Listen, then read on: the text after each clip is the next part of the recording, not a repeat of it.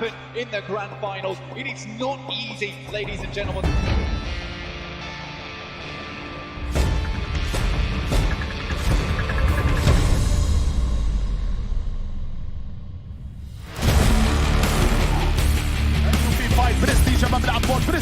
برستيج من فوق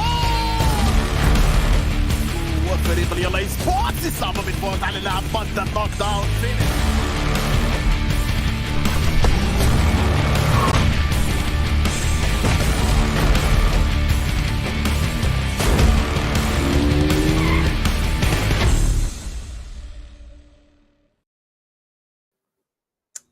Welcome everybody to the PMPL Arabia 2022 Spring Split, brought to you by the fantastic Oppo Reno 6 series. Upgrade, power upgrade, fun. Celebrate your winning spirit with the brand new Oppo Reno 6 series, the designated smartphones for the PUBG Mobile Middle East and Africa Esports 2022.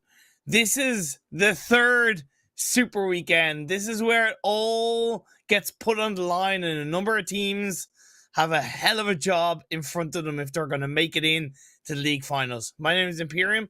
I'm with the wonderful Zute to take you through all the action. Firstly, how are you? How was your day off?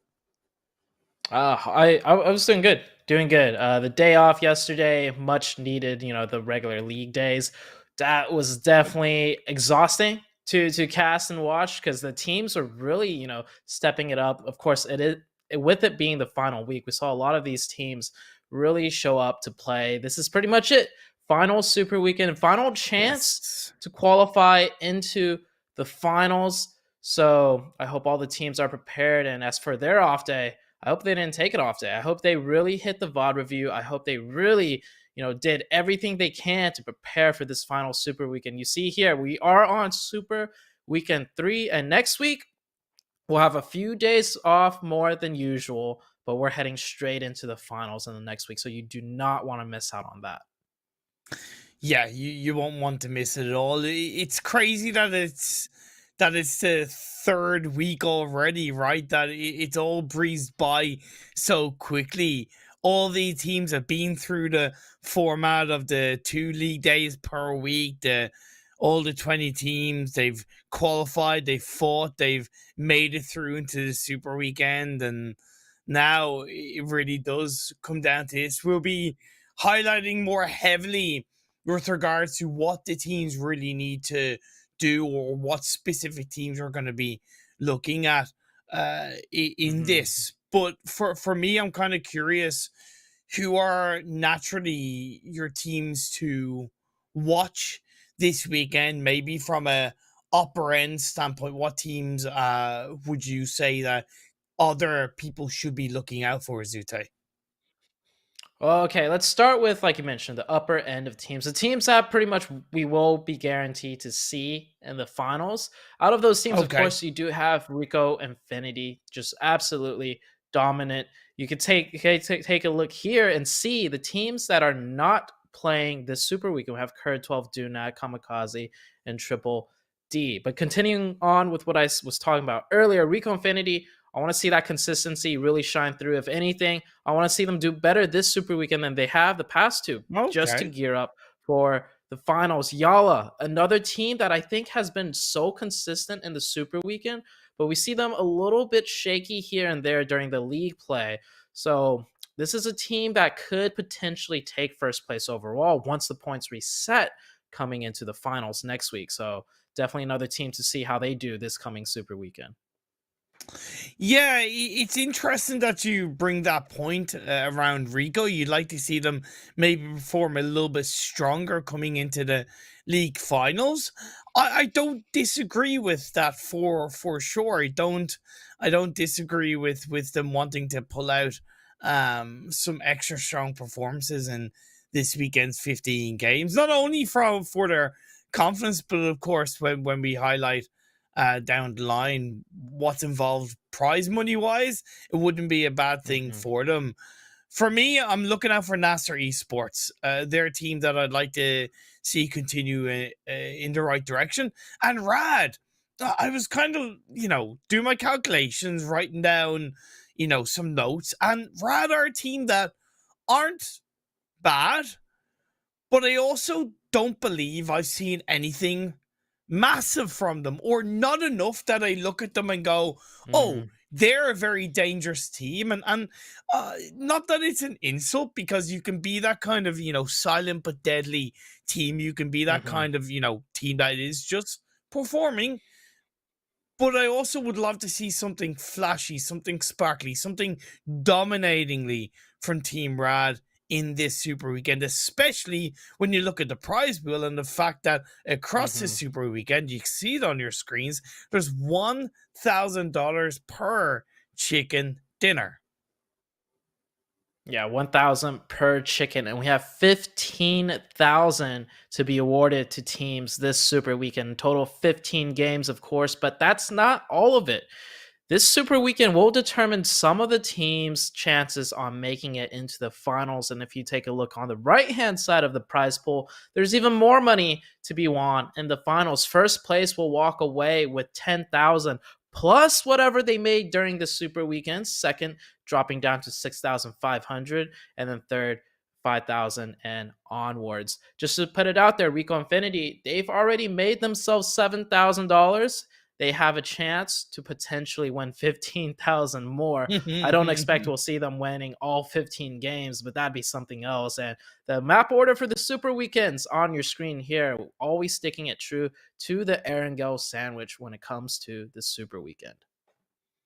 Yeah, and we get Sanhok for the Super Weekend once again. I'm looking forward to the 3 Sanhok games across this weekend, because when you add in the variables of new teams being involved within this Super Weekend and the challenges they're going to have to face, you add the RNG aspects of Sanhok, and I'm going to be really curious to see how they deal with it, to be fair. So one team that we didn't mention, which I think we definitely should, I know it's still the Super Weekend, but going into the finals, right? Nigma Galaxy. This is a team that has proven when push comes to shove, when you're on the global stage, the PMGC level, the end of the year grand finals, Nigma Galaxy was a team that secured a top 3 finish. Now, throughout the duration of this tournament, they've kind of just been floundering around, for lack of a better word. They've just kind of been floating around in there, doing okay, not too great, not too bad. So going into the finals, maybe this is just one of those teams. You compare them to Nova sometimes, right? Like, they're a team that when it comes down to it, when it comes down to the finals where it really matters, they usually step up. So we've seen them doing it at PMGC. So I'm just going to throw it out there. Like, are we going to see a different Nigma Galaxy this Super Weekend, or do we have to wait until the finals? That's a good question. I wouldn't be surprised, as we look at the overall standings coming into this Super Weekend, if we do see a stronger Nigma Galaxy side as they ramp things up leading into the finals. And yeah, there's reasons why I'm giving them the Nova tag or the Nova brush per se.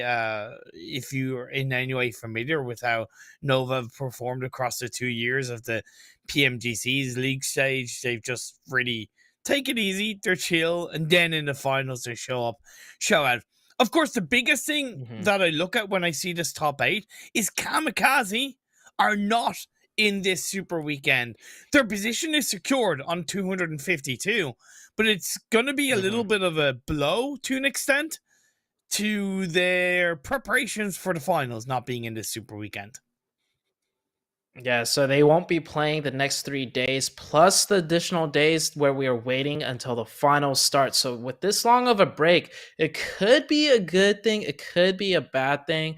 Since we touched on the PMGC, heading into the PMGC Grand Finals, there were a couple days off too. So we saw some teams really utilize that. So KAMIKAZE, we won't be seeing them, but we will see them in the finals, and let's see what type of KAMIKAZE team shows up. They're taking a look at the second half of the overall rankings. We do have some teams on that page that will not be competing today, also like the side of Triple D, sitting in 14th overall, but not playing the next 15 games and potentially getting passed up.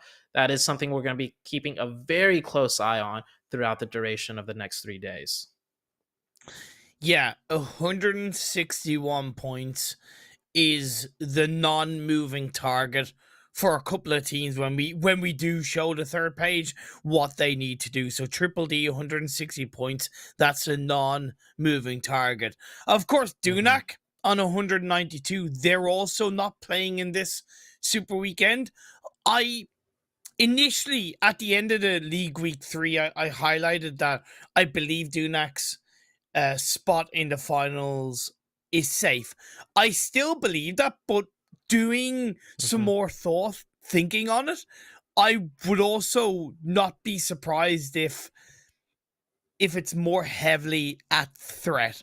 Of course, it all comes down to how the teams below can stop up, how strong RTG are going to be in their performances, how good 1 million esports are going to be to really put a level of threat onto Dunak's position. Because if RTG 1 million move down, yeah, okay, Dunak are automatically ahead of Triple D, but that means you've got kind of two teams, 15th and 16th, and yeah, it's going to be interesting to see if the 192 is going to be enough for Dunak at the end of this third Super Weekend.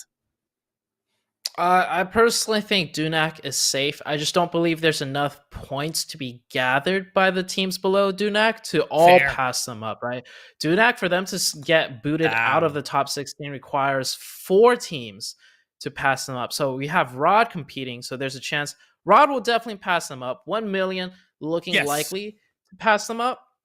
But when you drop down a little bit further after 1 million, RTG with 83 total points, they could potentially do it. But taking a look at the last page, right? KURD 12, they're not competing. They did not make it into the Super Weekend, so they are eliminated. The Mind Weapon could potentially pass up Dunak, but they're starting off with only 57 points, which is not a lot. And then the two teams not shown, Headquarters and 4K Esports. The reason they're not here on your screen is because they have missed all the Super Weekends except for this one. So this is their first and final chance in the Super Weekend to secure some points. And that means they're starting off with 0 points, trying to catch up to that non-moving target that you mentioned of 161 points. Yeah, that's the one good thing for all 3 of these teams of Mind Weapon, Headquarters, and 4K is that they do have that one non-moving target, as I alluded to. For the Mind Weapon, that requires them to get just over 7 points per game for them to secure their position ahead of Triple D, presuming 4K and Headquarters don't have, of course, an amazing Super Weekend. For Headquarters and 4K, it requires them to get 11 points per game each, or one of them at least, to really put that threat onto Triple D and to push them back. So that's where I really love what you brought to the table of you just don't think there's enough points to be gathered by the teams below them for Dunak's position to really be threatened. Because outside of that, you're going to have Rico, you're going to have YaLLa, you're going to have all the teams up top probably also fighting to win the games, of course, and that's what makes things so difficult for the 3 teams down at the bottom.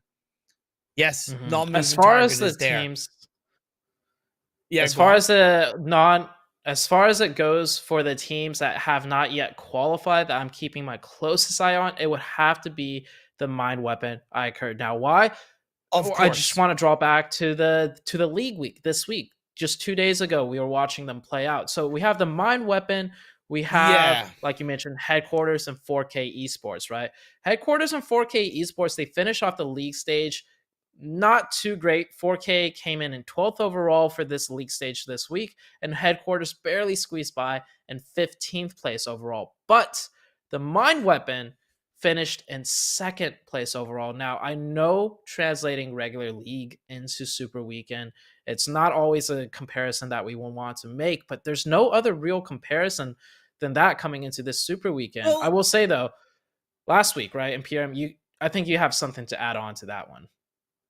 Well, I think you're going to elude what is in my mind. Triple D in League Week 2 only qualified, I think, in 15th or 16th. And look at what they did in Super Weekend. So I understand why you are kind of comparing the League Week, because within reason, that's all we can do. But also, we do have, with the Mind Weapon, we do have that one Super Weekend they've competed in, and they fell flat on their asses with that Super Weekend. Yeah. They fell flat on their asses. Right. You know, so they finished in 5th overall last league, right? Yeah, I think in the last Super Weekend coming into the league, they finished 5th overall. And so I was really hopeful for them. Fell flat on your asses, like you mentioned. This week, they finished 2nd overall, which is even better. But the question is, like, is that same pattern going to continue where they just choke when it comes to the Super Weekends? Yeah, that's the thing. Will they be able to deal with the pressure of being in the Super Weekend? Were they simply taking advantage of the fact that all 20 teams are playing in the league stages? Therefore, it can at times be easier to pull out strong results. It remains to be seen as we're getting into this game number 1, Zute. The playing path is upon us. It's not a bad one to kick off this Super Weekend. Definitely not. We've seen so many playing paths on Erangel that have looked worse, but has not really been any problems for any of these teams to get to where they want to drop to. And this being the final Super Weekend, I think everybody's going to play it as close as possible to more of a standard gameplay to really prepare for the grand finals, which is only a 3-day ordeal, and that's it. Like the Super Weekends, we've had a total of 45 games to kind of show out consistency, but the finals is only going to be 3 days once all the points reset, so I don't think any of the teams really want to mess around with anything really before it comes to the finals being played out. Yeah, 150%. 150%. Phase 1 is up. It's to the west a little bit.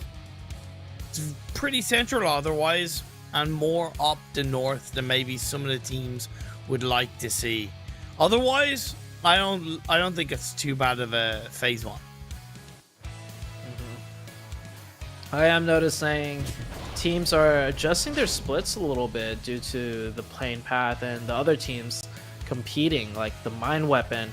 That's not a split that we see too often out of them right there on the center of the map to the west of Pachinki, a little bit north of that, as we do have some teams rotating by very close to each other, but I do believe they're just looking to get to where they want to go as far as the initial looting phase is concerned. I took a quick kind of gawk at the Mind Weapons points in the League Week 3, as you touched upon, and they hit an average of 11.93 points per game in the League Week. So considering they need 7 per game in this Super Weekend, okay, it's across more games, nearly double the amount of games, but it definitely is possible, and I think there's a little bit of room for forgiveness in the terms of the Mind Weapons performances. We'll be keeping close eye across the board. Rico and Finny, they don't normally have players down by South George. They're encroaching onto YaLLa's space, YaLLa's property, and are gonna say to Ida, get off my lawn, in the form of an aid. Good job, I hope it. It got kind of separated off drop. Not sure what happened there. Maybe looking for a vehicle to start off the rotation to go up to North George, but he did get caught off in the southern side with YaLLa. So YaLLa picking up a nice point to start with here. We have a few teams that are also missing or down a player. 1million and Headquarters starting off today's matches with only 3 members and Headquarters starting with 0 Super Weekend points, this being their first and last Super Weekend. That is not a start that you would like to have. if you're in headquarters and 4K's position, what would you do? How would you play? Do you try to change your play style? Do you be more passive? Are you going to look to be more aggressive, or you just look to play your normal play style that is comfortable for you as a team that technically worked to get to this Super Weekend? Ooh. So for them to get to this Super Weekend, they didn't do all too hot either, right? Which means if they do what they have been doing, I mean, they missed the first 2 Super Weekends, and the third, this Super Weekend they're here, but in the league days, they finished 12th and 16th respectively. So I would have to say it probably would not work out, but the only way for them to qualify is to kind of go all out. Now, when I say all out, I don't mean go around the map playing super aggressive and taking every fight possible, because not even, the best teams in the world could do that and pull it off. They have to go all out in the sense of they need to be decisive with whatever decision they make, whether it be to push a team when they have a small potential advantage, or, rotate and, lock in the rotations, or just play more, defensive. They need to make sure they do everything decisively. No, second guessing, call out, second guessing play calls. Any hesitation at this point with how far behind they are, that's going to put the nail in the coffin for them. Decisive, take no prisoners, quick, swift decisions. It's what we want to see from the Mind Weapon and headquarters, respectfully. Phase 1 starting to close in. We're about a quarter of the way through. I found it interesting that RTG, and definitely because of the playing path, they dropped in Zarki of all places. It's an unusual drop spot, more so, and it's not somewhere that teams normally go, but I definitely appreciate the fact that it made sense based on the playing path, and it technically gives them at least a little bit of a clear path line into Phase 1. The one thing they'll always will want to consider is they don't know if Rico are going to split around Severny. They don't know exactly where Rico are, and that's something that RTG definitely want to be wary of moving into this Phase 1. I think they might have somewhat of an idea, right? Because in the kill feed, they saw YaLLa take down a Rico Infinity player earlier, and they should know from VOD review, right? YaLLa loots in South George Pool, so more than likely, we've seen Rico drop split Severny. We've seen them sometimes in North George Pool. So I'm looking at the minimap now. RTG, I think they have picked up on that info because they're rotating in, but they're driving straight into the Severny area and then cutting in from that direction, then trying to cut into the circle through the North George Pool area because, like I said, YaLLa took down a player. YaLLa loots South George Pool. Could put the 2 and 2 together. Rico's probably somewhere in the North George Pool area. Yeah, simple but clean. Good awareness. What we like to see from RTG. Their spot in the league finals, not absolutely secured. I want to play somewhat how they played across the league week 3. A blazing start. They bookmarked some fantastic performances across the board. Stalwart UAE, they're holding on to Potato Hill confidently while 963 wrapping around and heading toward the hills of Pachinki. Following 963's rotation, they are going to be driving into the KONQUEROR Iraq team pretty soon here. But these Pachinki hills are always hotly contested, so I'm sure they'll rotate in a way where it'll keep them somewhat safe and not just drive straight up the mountaintop as they take the barn house just south of Pachinki and below the Pachinki hills. Interesting. They're not full sending it as a squad. They're going to split. I don't disagree, but I don't think they're able to provide much support to each other as a 2-2 split. I'll have to wait and see how it works out. Of course, Phase 2 just popped up and centralizes quite nicely. The good thing is that it's primarily stay down south, so that riverside is less heavily impacting the teams and where they're going to position themselves in a unfortunate way, you could say. Yeah, the teams pretty much have centered up on the previous circle, and the circle, even though it didn't go straight center, it looks like teams mostly bet that it's going to end more on the southern west side. Nigma Galaxy right now playing in the dead center of the circle. You see there's a crate drop near them, as well as multiple teams still continuing their rotations. And we have the very first, or the second engagement of the game, should I say. Stalwart UAE fighting NASR. NASR's caught in an extremely bad position.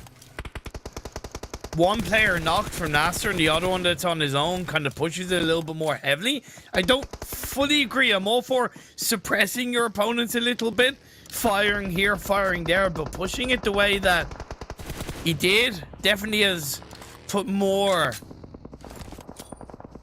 pressure onto the rest of the NASR side. Counter trade came through, and I think there's a third party backstab from the mind weapon, if I'm not mistaken, onto the Stalwart UAE players. I believe that's the case, because I don't remember it's a boot and Gath going down so quickly, at least at the hands of NASR. Yeah, the mind weapon here taking advantage of this third party. RTG coming in as well. We see on the minimap getting dangerously close to mind weapons, but take a look at the mind weapons split right now.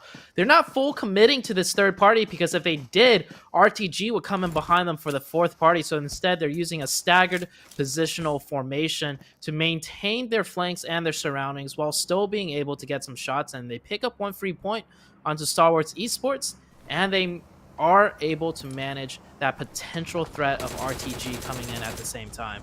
Beautifully done by the mind weapon team. Yeah, just not getting tunnel vision and understanding your location and the risks that are involved around that. Headshot hills is both a big advantage to a team, but also can kick a team in the face if they're not respectful of how vicarious this land can be. Of course, the mind weapon are going to come back together a little bit more heavily based on the shots that RTG are firing out. Good positioning by Aram. Was going to be on the high ground of the hill, taking shots onto the players from the mind weapon inside the vehicle, but it's Ali with a knock. DP28 with the help of Nabo. Good stuff. Oh, the players, or they retreated, and it's working out beautifully. Two opening coming out from the now Dela 16 is gonna push forward. Smoke being thrown out. I think to try and cover their backs, which is of course important. Vito with the nade up on top of the hill to try and slow down the members of the mind weapon iKURD. Are they going to push this, or are they not going to push it? It seems like they don't feel confident enough to push, and it feels like they're backing off.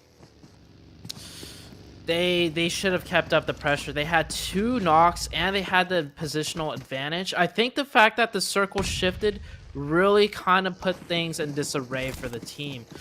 Yeah. I respect the fact that they're disengaging due to a factor such as a circle shift. They're not disengaging simply because they feel unsure to take the fight. But in that position, that is a potential for elimination points.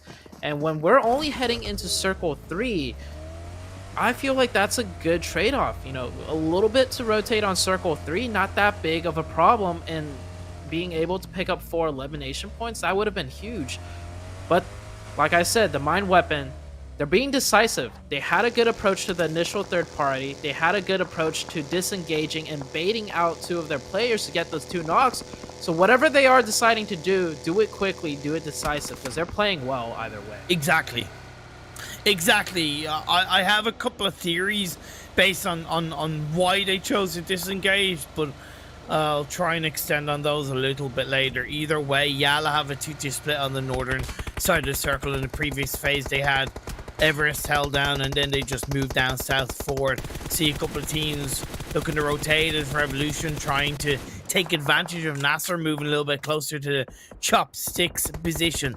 Great split by Revolution. 2 inside chopsticks, 2 in the compound, a little bit down south. They have a lot of angles covered. The NASR team continuously being punished here. We saw them barely escape that fight with Stalwarts, and luckily for NASR, there was a third party that helped them out a little bit.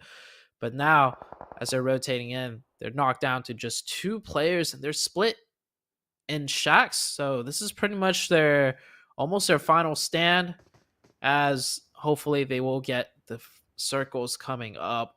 Not much they're able to do. I do believe the wheels are also taken down, and you see Nigma Galaxy here poking their heads out just a little bit to get some more info and potentially pick up some eliminations. You hear the tires being shot at there by Hassan's vehicle, so his vehicle is pretty much done for. Big split by Twisted Minds, while the mine weapon iKURD getting an elimination point onto one of the Falcon players rotating in the blue from that northeastern edge of the circle. Of course, Rico and Infinity, you have the 2 remaining players at headquarters close by to the mine weapon, so it's important they don't get tunnel vision as we look to see where phase 4 is going to shift. And it's a big shift down southwest. That's a really good shift for the likes of Twist and Mind. Even if they didn't get that circle, they spread out enough that they have multiple angles of approach and just a lot of different information to work with. But I see now they're grouping back up together. Taking a look at the headquarters right now, one of the teams with 0 points this super weekend, and now they're just knocked down to 2 players. It is not looking good for them. They need to do well almost in every single match if they want a chance to qualify for the finals. The circle was great for 4K as well on that southwestern shift. They had Gatka locked down, but they've gone a little bit deeper into the circle for the smaller compound further south to Gatka. 1 million now starting to wrap around. A good rotation from 1 million. It's on that wide angle that we sometimes like to see, and I don't disagree with it. Of course, it does leave them a little bit pinched near the kind of lower side of the smaller side of the road. But even then, Jabal has been sent across the road, or at least closer to the road, to try and get some information. That's I think that's good for 1 million.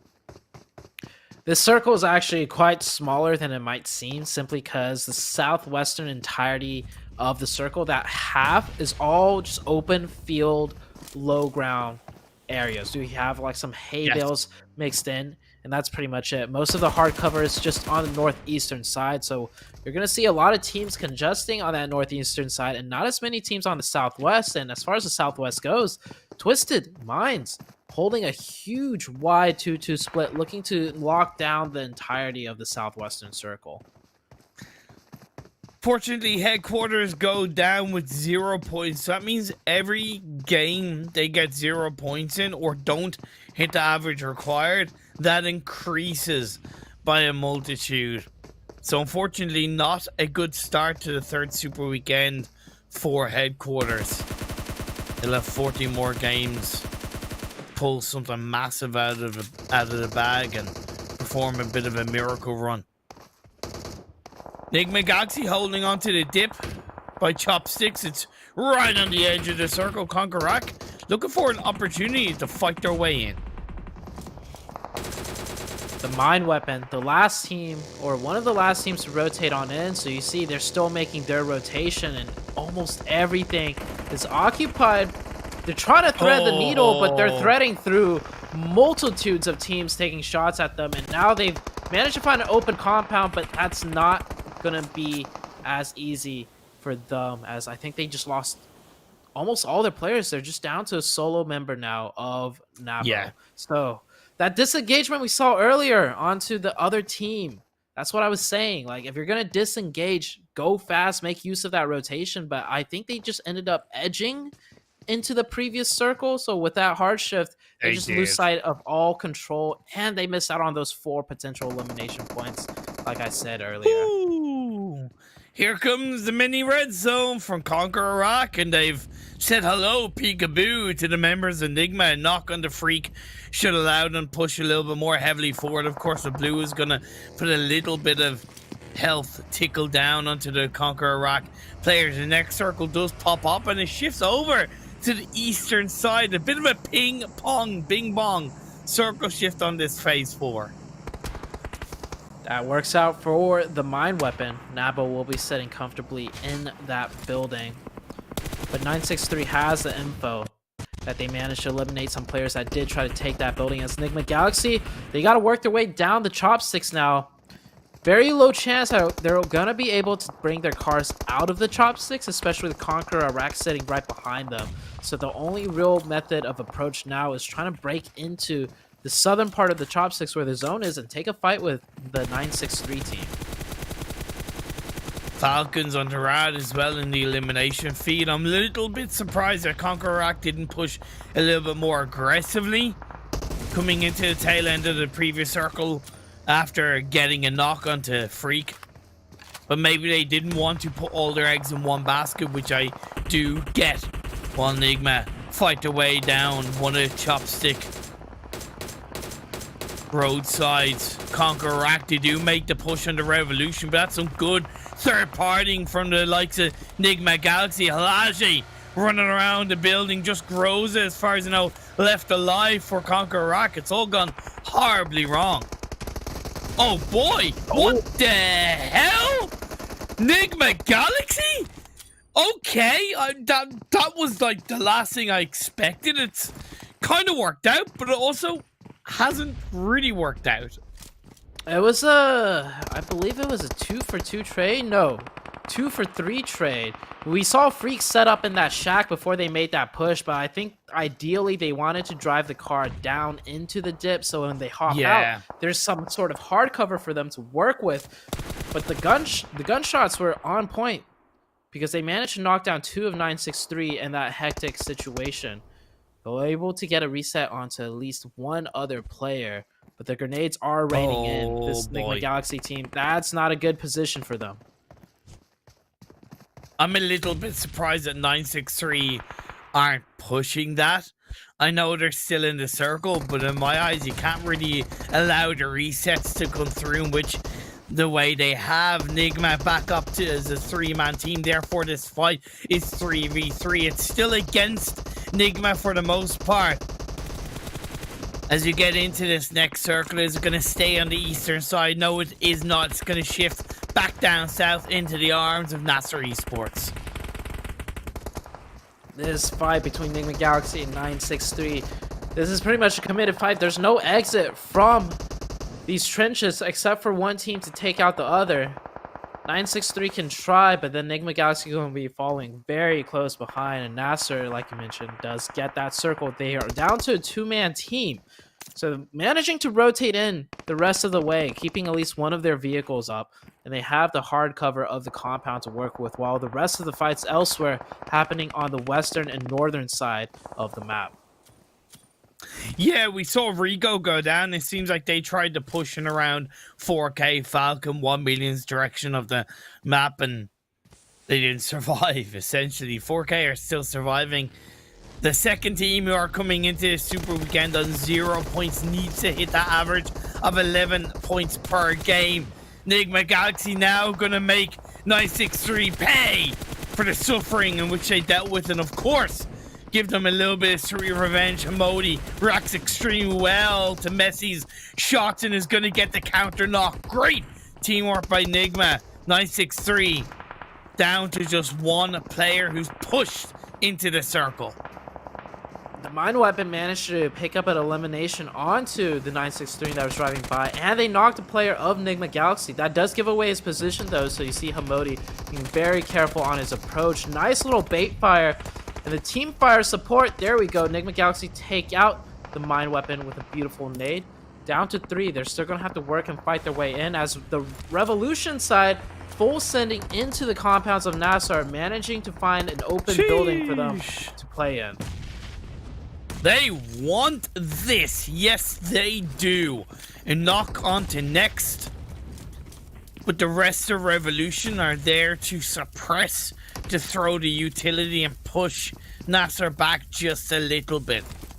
From the compound, I believe they can be a little bit third party from the teams who are on that more western side of the map. And as Nigma Galaxy get themselves back up to a 3-person team, they're going to look to breach in on the edge of this compound. Anaconda from 4K. I said the third party could come from the west, but I didn't think about it going from the east to the west.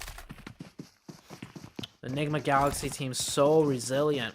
We followed their fight through the trenches and onwards. It was not an easy fight, very messy, but they managed to keep resetting their players and coming into the late game circle with 3. Sure, they're walking into two different squads, but if any team can pull this off to the point of how much they've already done, it would be the Nigma Galaxy side. This is why they're one of the top teams from the PMGC, and getting a beautiful opening, a beautiful knock, and with the circle close by, there's a good chance they might close this out, even though they're down a player. Well, this is maybe the shape up that you were low-key talking about, but Hassan, with just a little bit of health, is able to clutch up against Lord. My God, it was looking good, but Nigma down to just 1. The revive by Freak on the Modi is there. But the player of Lord just went down at the hands of Hassan. Good stuff indeed. Twisted Mind still going strong in this game. One of the 2 remaining teams on the western side, but now they're going to push on the south edge of the circle. 4K are out, but it is a 5th place finish for them as Revolution gonna go up against NASR. They pushed in earlier on. Yeah, Nigma Galaxy for the third party, but Smoker trades it up. He's gonna smoke it up, go for the 1v1 in across the doorway, up the stairs.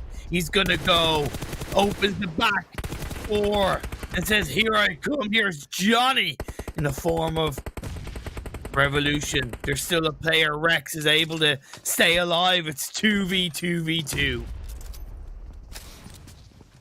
Very tense situation for Freak right here, finding what little hidey corner he can as he's surrounded by multiple players, and it seems like Revolution team kind of forgot about his position, taking some shots, so that MG3 just tearing Freak apart through the smoke. We're down to 3 teams. Twisted Minds on the outskirts, playing very quiet. They're just watching this battle unfold as the Revolution side have 4 players up, make that 3 as one of them go down to a beautiful grenade by Hassan.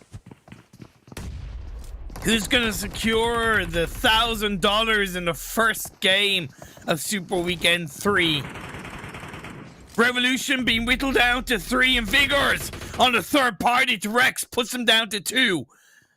We're officially 2v2v2 unless the revives come through. NASR may be a little bit afraid to push it. No, they're not. Ragnarok is gonna get traded though. San can't really find the return fire. Phase 8.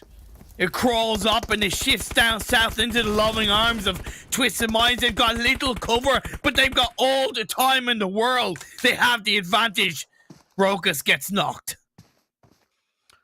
What an absolute grind fest. You can see right here, all 3 teams down to 1 player with 1 knocked from each side. Both 3 of the 3 teams all trying to reset. And the circle, I think the circle shifted a little bit more towards the Twisted Mind side.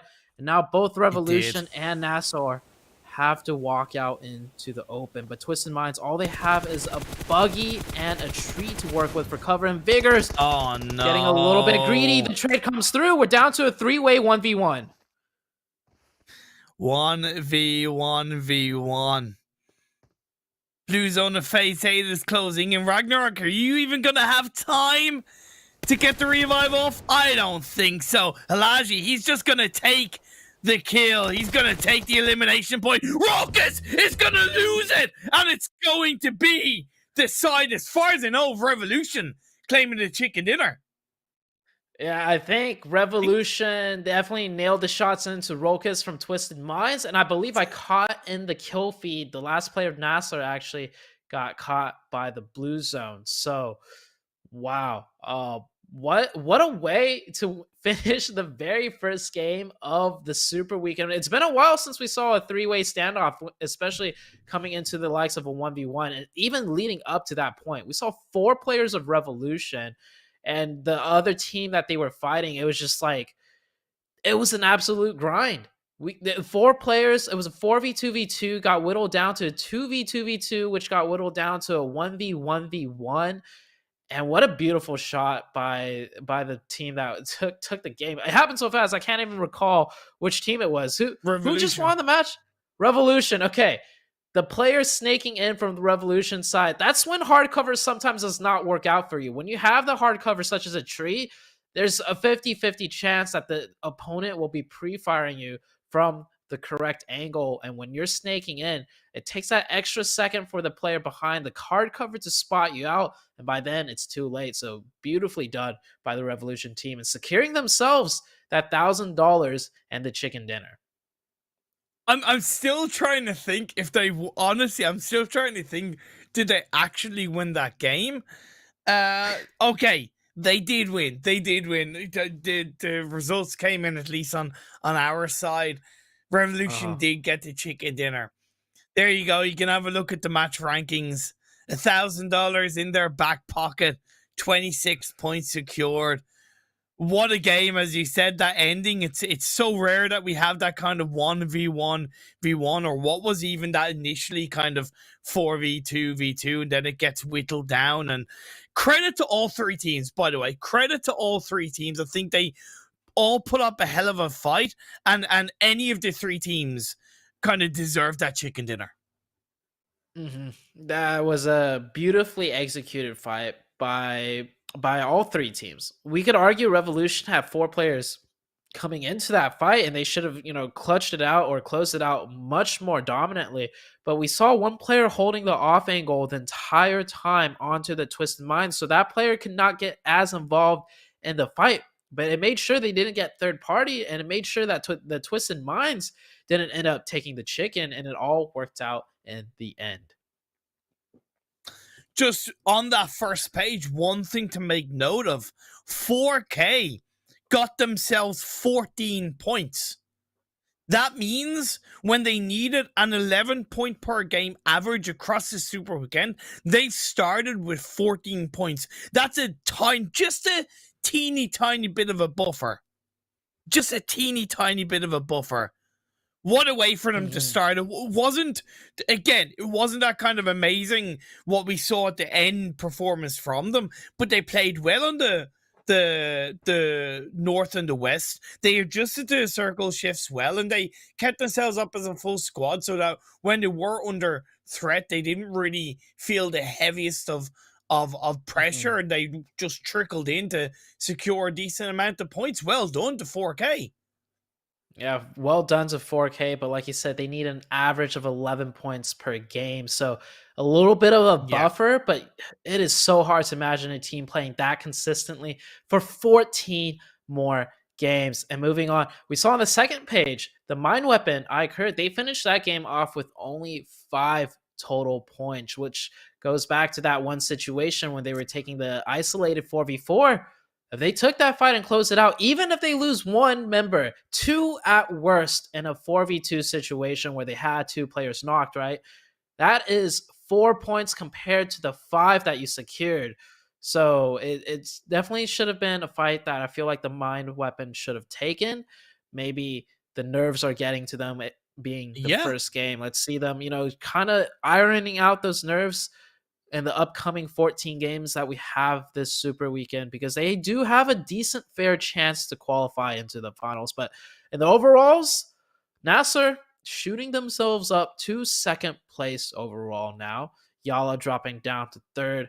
Rico Infinity, not a great game, but they already have such a huge point lead. I don't imagine them being knocked out of 1st place anytime soon. Yeah, and then the second page of the overall standings, RTG, 83 points, so they're about 80 points away from overtaking Triple D, so they're on the right path. Not too bad indeed. Rad now only 18 points away from overtaking Dunak. And yeah, as we have a look at the up moments of that first game, to kind of touch upon what you were saying about the mind weapon, I believe the reason why in their heads why they disengaged away from that fight against RTG is because when the circle shifted down the southwest, Headshot Hills area is a bit of a comfortable place to rotate if you're outside the circle. So I think they were afraid that a team would have third-partied from rotating. So I think that's why they disengaged. That's my theory, at least. Maybe so. As we take a look at the moments, we saw Nigma Galaxy right there. It was actually a pre-nade that they hopped down into that instantly got 3 of their players knocked. And the ending moments of this game, definitely very hectic. You see 4K. We didn't see too much of them as far as the camera goes, but you're absolutely right. They actually had a great game, finishing that game with 14 total points. So just off screen, they were putting in a lot of work from the western side of things. And you talk about the mind weapon pushing. Why didn't 963 push onto Nigma Galaxy? They paid the ultimate price by allowing the Nigma Galaxy to reset as a 3-person team. I think that was a way bigger kind of F compared to the mind weapon, at least. Oh, yeah, 1000%. We talked about this before. We touched on it before. Even at the PMGC level, we don't see teams, you know, entertain the idea or even process the idea of thinking pushing away from the circle to eliminate a team and then going back towards the circle. It's almost like a psychology gridlock in their head where when the circle shifts a certain direction, they feel like that's the only direction they have to work towards. They don't consider pushing the other way, but quite easily, if the circle shifted towards like Nigma Galaxy in that situation for 963, that would have been an easy push. They would have eliminated them and all things would have been, you know, fine and dandy. So just because the circle shifts away from a fight, it doesn't mean that's no longer a viable option. So we still see a lot of teams make that mistake, but slowly over time, we've seen certain teams take advantage of it and kind of strike when the opponents least expect it. Indeed, indeed. 3-way dance to end game 1 of the 3rd Super Weekend, and we're going to dance our way into break. Don't go away. We'll see you all in a few minutes.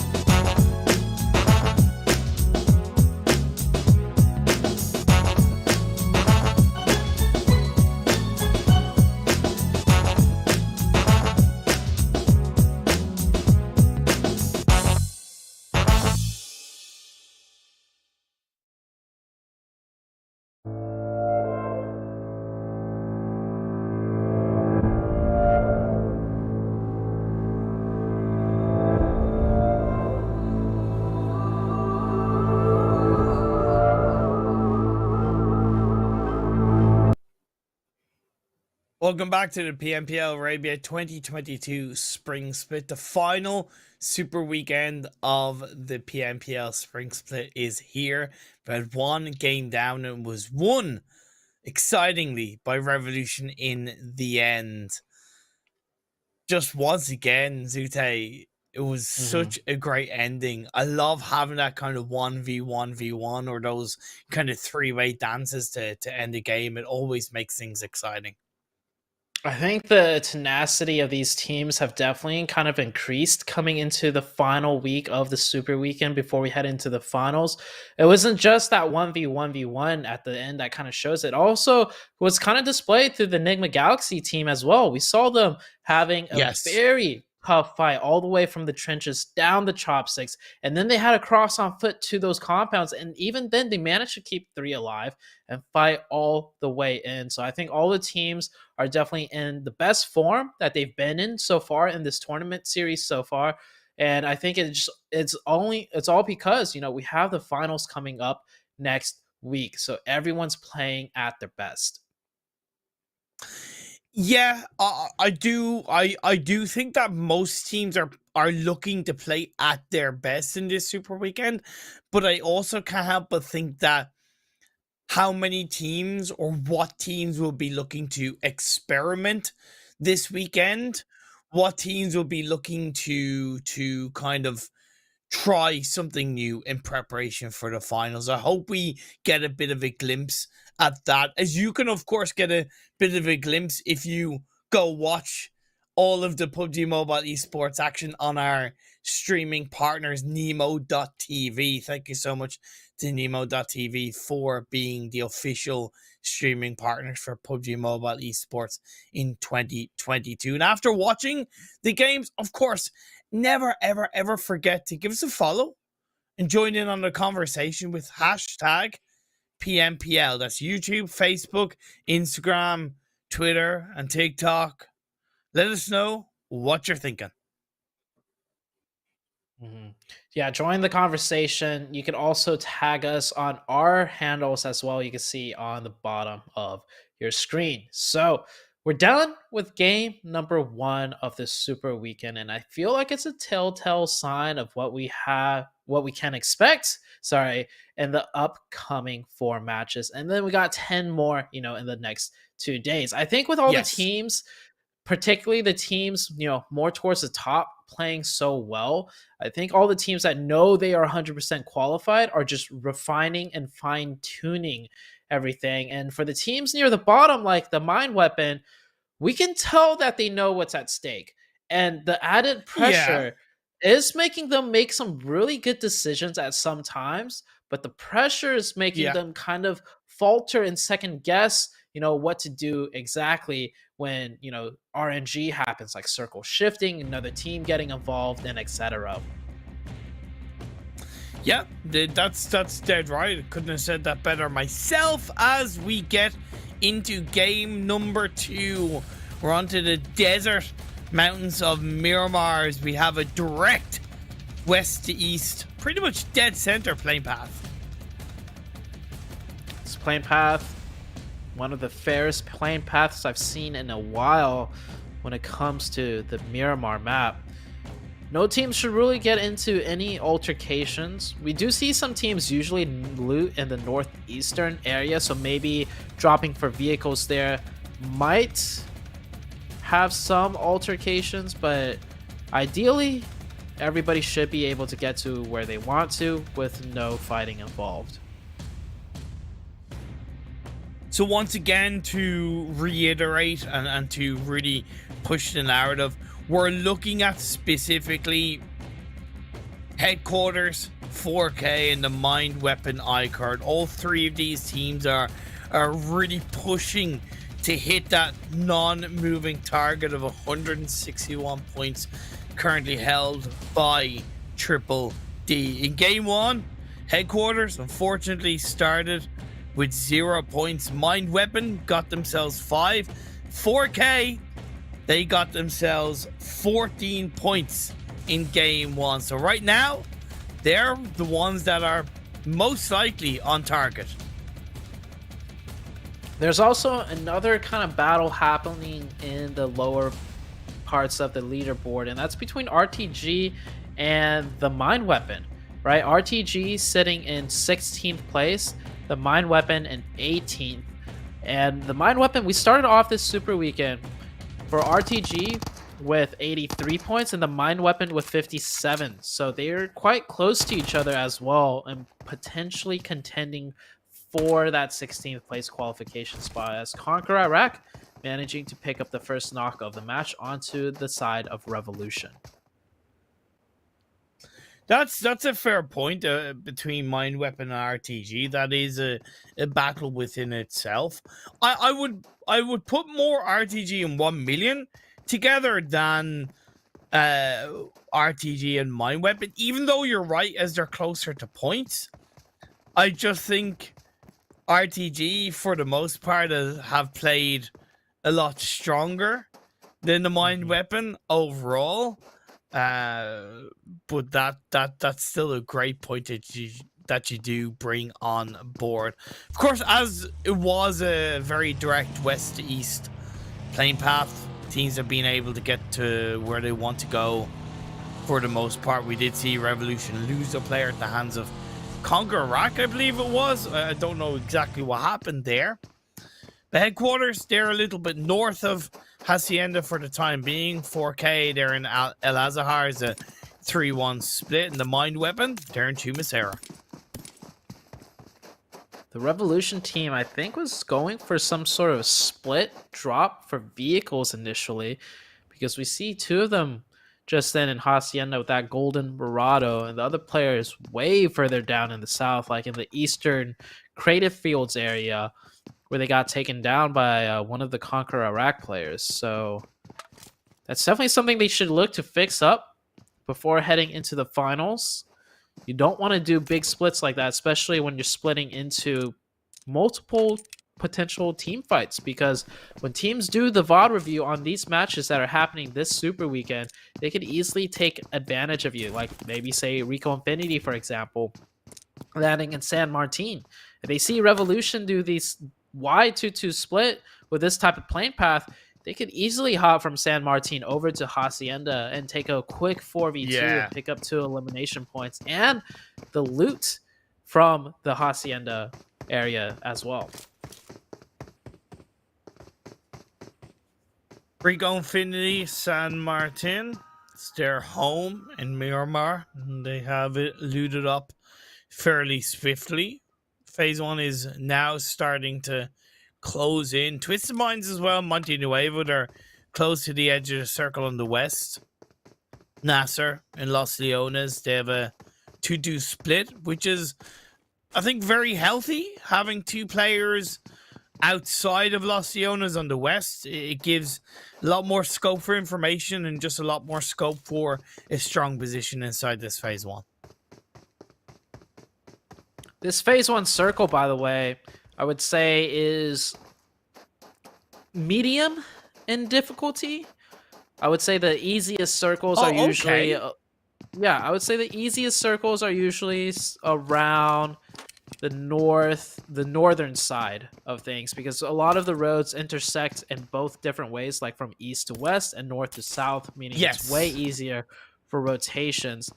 The most difficult circle, in my opinion, is that southwestern side, right? Where you have a lot of this high ground and the only roads really are just north to south, and it's just surrounded by mountaintops. This one, however, there's not that much high ground overlooking the roads, so the roads are a little bit safer, and there's a lot more flat, even terrain from west to east. So even if you can't take the road, you still have a lot of different, methods of rotating into the more central position of the circle. So with all of that being said, I do imagine we'll see a few more players alive towards Circle 2 and Circle 3.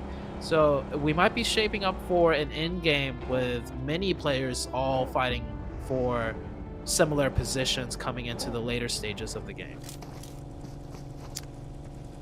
Bold prediction, I don't disagree with it at all. Bit of a replay of what happened to Revolution at the start of this game, I think. Okay, no, it wasn't the start of the game. It's just a replay of them failing to learn to drive a car. Ripperoni pepperoni for them. I really like Conqueror's 2-2 split as well. Zute 2 in Minas, 2 in Graveyard. It's a bit of a classic split around that area of the map, but Conqueror Rock, they have it held down really well. Speaking of a split, Stalwart Esports on the southeastern side also holding a wide split. It could be wider, honestly, since this is the first circle. We have seen teams like the Nova side, specifically on Miramar, hold insanely huge splits when it comes to the first circle of Miramar. NASR, one of the teams doing that big split, maybe just still looting in Los Leones, as some of their players are more towards the central side on the road. You see RTG on your screen.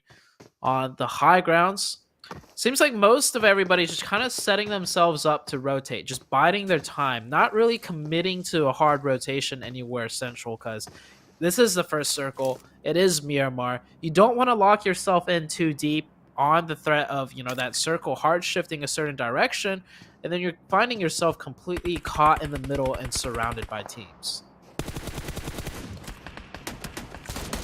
Smoker. Spot a bother outside of the compound. Maybe biting off more than he could chew. Is a lot of the RTG players looking down from the hills above. Brad starting to make their way out of the blue from Le Cabrera into the edge of the circle on the north side. Team Falcons, a little bit similar on the northeast outside of Cruz Oval, and Twisted Minds now quickly making their way in on the western edge. Nigma Galaxy, the only team that's really heavy inside the blue, is phase 2. That's a clean shift if I've ever seen one. That is a very clean shift. I do feel like it makes things a lot more difficult, though, because we see the center pocket area of that circle. No teams are there currently, and I almost don't feel like the teams surrounding the center area is going to feel the need to move either, because it's a good shift for them. So they're going to probably be looking to just play in their respective positions, which kind of creates a huge kind of pit in the middle with no teams, and it's going to compress everyone around the outer areas of the second phase of Miramar. There's a compound that's right to the west of the La Bandita crater that I think is perfect for this phase 2. Not only because it's pretty much in the dead center of the circle, but it's very hard to breach due to the flat terrain around it directly.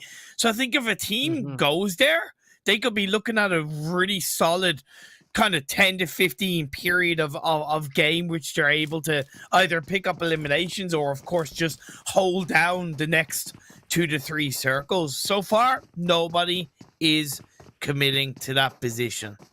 And see, this is the benefit of having me beside you, Zute. I balance things out. The first 2 games, the circle shifts have been pretty nice. I'm the good cop. You're the bad cop. Oh, it's now that you mention it, yeah, like we have had really good circles when us two are casting together, but anytime I'm with Highland Wolf, man, the circles just go absolutely haywire. So we'll see in the coming days just what's going to happen when I'm not here and Highland is back on the production. Teams will definitely be up in arms if things get wild. But yeah, we're seeing this Revolution team, right? You mentioned that compound. One of the Revolution players I feel like did venture into the center of the map, which I like, because when you're a solo, you can't do much edging around the map. You might as well take a little bit of a risk and venture more center for that positioning. And unfortunately for Revolution, they're not down to a solo, but we mentioned in the initial drop, they got very separated, and they're kind of caught stuck now with RTG looking over them, so they can't even group up with Rex, who is that player that's dead center of zone in a very beautiful position. Twisted Minds interacting with Nigma outside the circle, no less. You see in the elimination feed, 1 million and NASR as well. That's more on the northern side of Los Leones. We hover over to the fight between Twisted Minds and Nigma Galaxy was traded. Rogus on his knees. Kato in the back end taking a couple of shots is whittled down to a little bit of health. Has to pull off a bandage in time before he can pull off a first aid. And as Roof blows up the vehicle to create some hard cover, Nigma got themselves back up as a full squad, and they're a little bit more firmly in control as to the Twisted Mind players. Destiny and Vigors has decided to disengage away, leaving Kaito on his own, but he is quickly following in, and phase 3 shifts pretty heavily over to the eastern side. Ooh, that is a nasty shift. You see on the western side of that circle, it's all mountainous, hilly terrain, which makes rotating more into that eastern side extremely difficult. Of course, you have the 2 roads leading into that east side, but the 2 roads do have some high ground and some compounds right next to it. So we might see a gridlock in those areas of the map for the rotations. And RTG managing to finally find that opening that they've been looking for so long. The circle shifting off them, I think this is go ahead for them to clean this fight out and continue through the rest of the game. They've isolated them into a really small corner of the building, but it's also not so much of a full body push. It's more of a 1v2, and that could go horribly wrong for them. It has Smoker gets a knock onto Aram. Okay, Volt is there to try and respond, but a second knock goes through. RTG, what are you doing? Even J9 is further away with a vehicle, and Vito's up on the hillside. RTG, you waited so long to engage and you let it go down like that?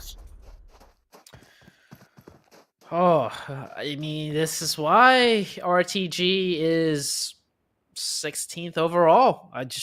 As harsh as that sounds, yeah, that was ugly.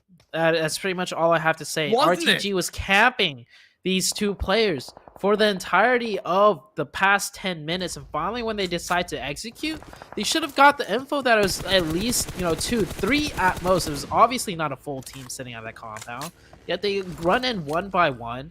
They didn't use their util really. Like, they could have used more nades, but that's definitely a lesson that I hope they learn soon, because RTG, they're not guaranteed into the finals either. And with another player getting knocked, oh Revolution my God. is about to 2v4 RTG. Look, I gotta give props to Revolution as well. The cojones they have to survive that. Yeah, okay, it was definitely a poor push by RTG, but Revolution have taken absolutely 150% advantage of that one, and he's RTG down to just a solo player. By the way, the third player from Revolution who held onto that compound that I highlighted in the previous circle, YaLLa pushed in an initial knock. Unfortunately, of course, the body power came into play. Rad pushing in on the western edge of the circle. We're about to see the next phase pop up. Falcons seem to be pushing onto headquarters compound, but it's going to go back over to the west.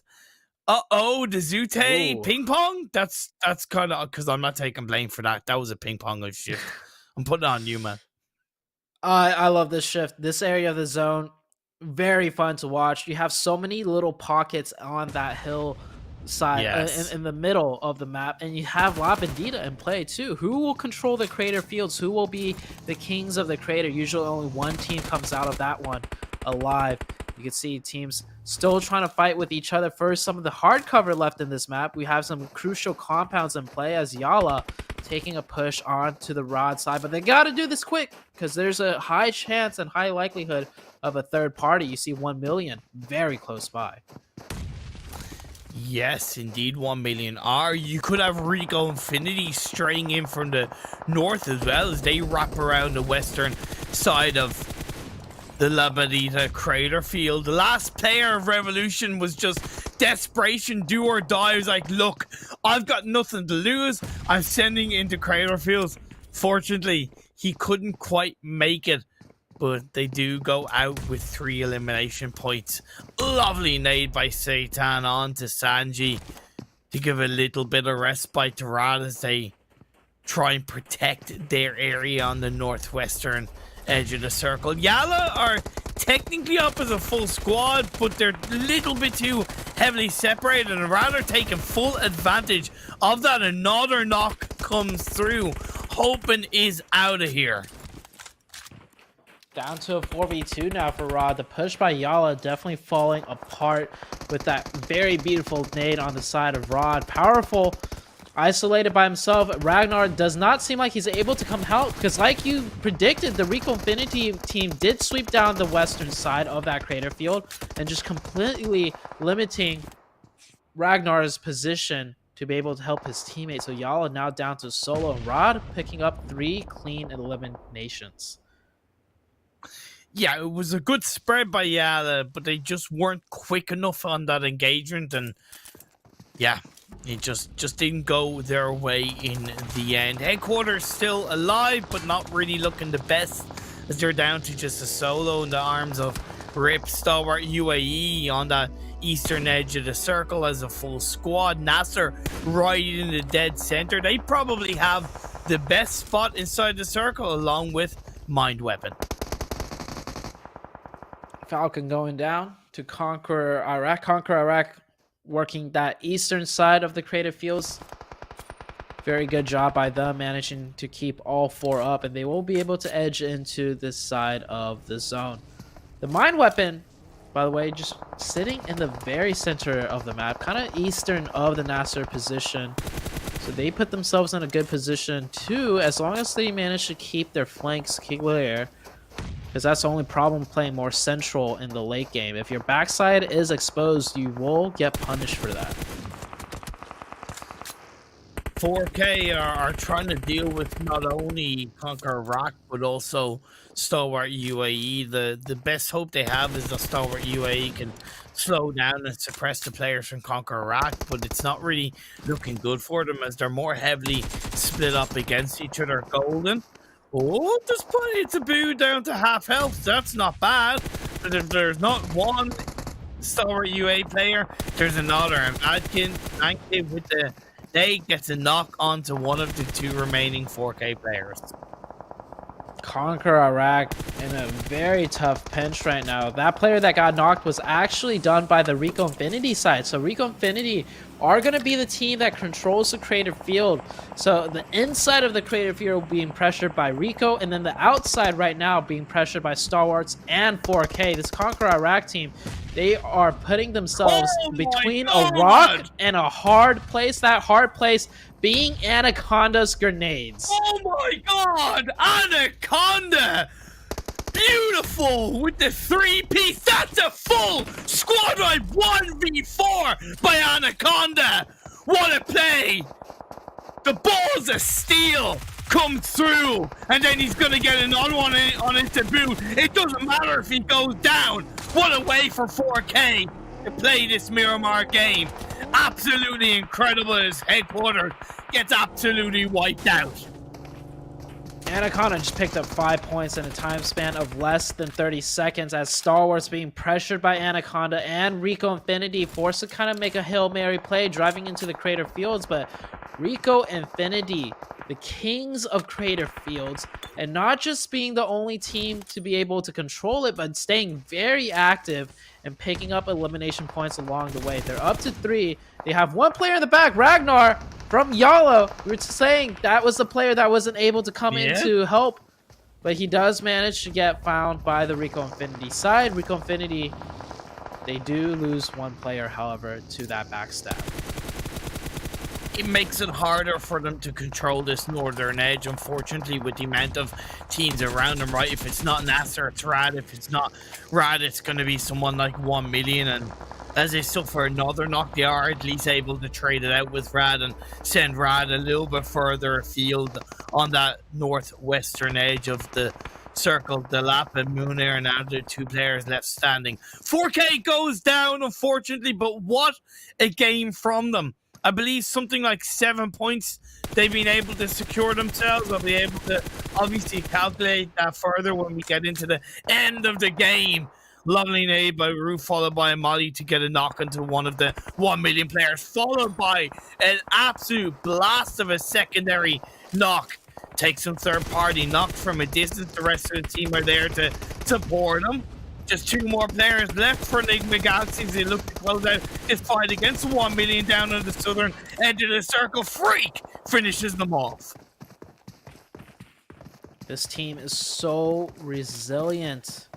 Nigma Galaxy, we saw them fighting way deep in the blue against Twisted Minds near the beginning of this game, and they fought their way in, and they always manage to do these full resets. You'll see them go down to 2 players, 1 player even, but the teamwork, the synergy, their trades are just always there, so they manage to always trade in a way where they end up winning the team fight, and they manage to get the full reset. The circle has shifted more towards the north, right onto NASR. We're down to 6 teams already, and given the nature of this terrain, we're seeing a lot less players alive than typical because there is very little hard cover left to be had in the play zone. NASR up against Rico. Prestige is knocked by a wonderful grenade. I don't mind that in terms of at least it was just him on his own. Rico, I feel, no the risks of hanging on to that ridge side outside the compound. If you have more than 1 player there, all it takes is 1 nade to get it double knocked, right? And that's well coordinated by Rico Infinity as they will lose 1, but they still keep 2 players left alive. Nigma Galaxy down on the south side do have the circle in play. The mine weapon iKURD now down to just 1 player. They need all the points that they can get. Only 2 elimination points secured in this game as Dila is going to go down. Rico Infinity swing around to finish them off. Ooh, the mine weapon. Not a bad game, but definitely could have been better. Nigma Galaxy, the only team with 4 up. Absolutely dominating and controlling the southern side now. Beautiful grenade by Bandar right through the window. That's a Kobe if I've ever seen one. NASR down to 2 players now, and the added pressure of Nigma Galaxy. They're definitely caught in a pinch, and Bandar with another oh my god! grenade. Jesus, talk about getting finessed by the current leaders of the PMPL Arabia lobby. You're just gonna make a mockery, make a fool of them right now as Bandar is gonna get another knock. Batika going around the corner is gonna save the day for NASR. What an effort from Rico. Nigma Galaxy, they're gonna hear those shots and they're gonna recognize a potential third-party opportunity is right in front of them. NASR will be able to get that revive. Nigma Galaxy, not in any rush to eliminate those players because they will have to push out of that compound as the zone has shifted towards the Rod side. And while Nigma Galaxy, they have all the angles covered right now, playing a 1-1-1-1 split almost. So they're in a firm position to take this chicken dinner. Pre-nade being thrown out by NASR. That's good by Hassan. I really appreciate that. Like we said, it's a 1v2. Batika gets knocked. Hassan is on his own, and Hamodi is going to help Roof, who took a little bit of damage in that fight. Phase 7 blue zone now starting to close in, and Nigma Galaxy need to start making the move, and they do indeed. A knock onto Munir. Just 1 player left alive, and that's going to be Nigma Galaxy with the chicken dinner. Sute, is this the kind of Nigma Galaxy you wanted to see in this 3rd Super Weekend? It's the Nigma Galaxy I wanted to see all Super Weekend long, but I can't blame them. I think in the other Super Weekends, they're just simply focusing on things that they're weaker at, which is what, we were kind of alluding to. Sure, I was maybe more critical than, some of the other casters as far as, the Nigma Galaxy team is concerned.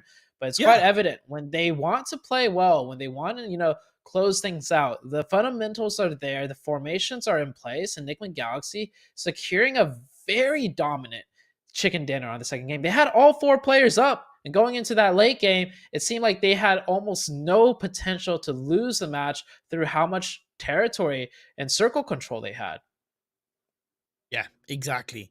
One thing that I think kind of stole the thunder for Nigma's performance was utility. Like, I recently Mm. commentated a tournament, an Americas tournament with Maximum, and one thing that I was massively impressed with in the Americas tournament was the use of utility and how accurate they were. This game nearly outshone all of that. We saw the Anaconda 4K with those nades on the Conqueror rack. We saw Rico Infinity just nading perfectly Bandarks exclusively onto NASR. This game was so good when it came to utility use. Oh yeah, definitely. It was that 4K by 4K. Actually, it was a 5K because right afterwards they picked up a Stalwarts player. So that player picking up 5 points. You see, they finished 6 overall. So 5 out of the 7 points from one player alone. They got 6 of their 7 points through those eliminations too. NASR playing very well and consistent. Rico also having a great game and good looks from Rod and 963 as well. Mind Weapon getting 6 points with their 5 is 11 in total. That is that's quite close to the average points per game needed, but not enough that I find convincing within the first 2 games. 4K getting 7 points leaves them with 21 in 2 games. That definitely looks a little bit more convincing. However, Headquarters, 2 points in this second game, 0 points in the first game. It's horrible to see, but they're just not doing what they need to do. Also, RTG has been struggling in the first 2 games too. True. So it kind of works out for them in a way because the teams below them are all struggling too. 4K actually doing the best out of everyone, but 4K is coming into this Super Weekend. It was 0 point.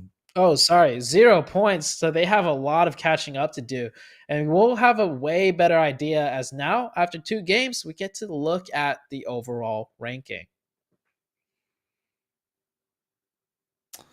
Yeah, we get to definitely get a bit of an idea on how these teams are stepping up. Nigma Galaxy have just shot themselves into 4th place overall off the back of the first 2 games. They're now only 2 behind YaLLa. Of course, they not only showed up confidently in the second game, also got themselves $1,000 in their back pocket.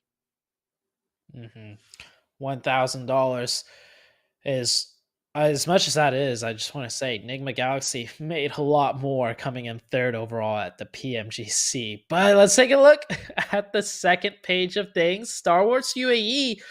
This team has been slowly dropping down. Not too big of a concern for me simply because they are 100% qualified. But I feel like over the course of the 3 weeks, their performance has been deteriorating more than anything.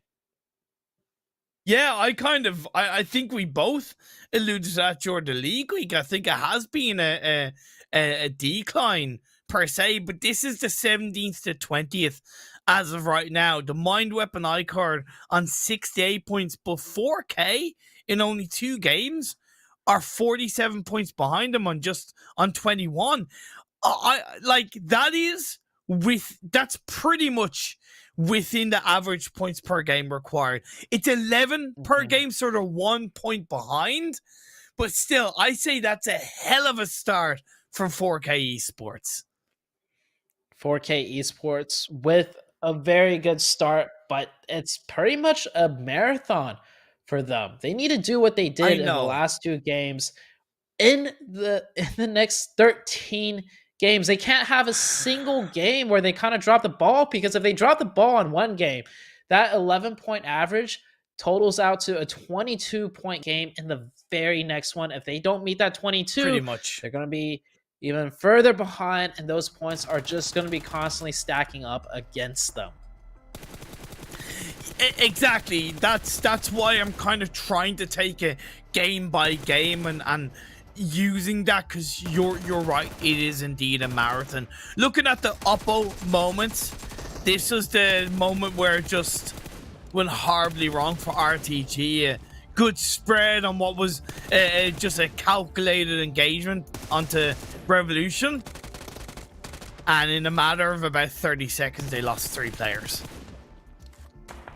The execution is like always the problem. We see so many of these teams have the right idea, right? Set up around a team, poke and prod them, try and get the opening knock, use those separate angles.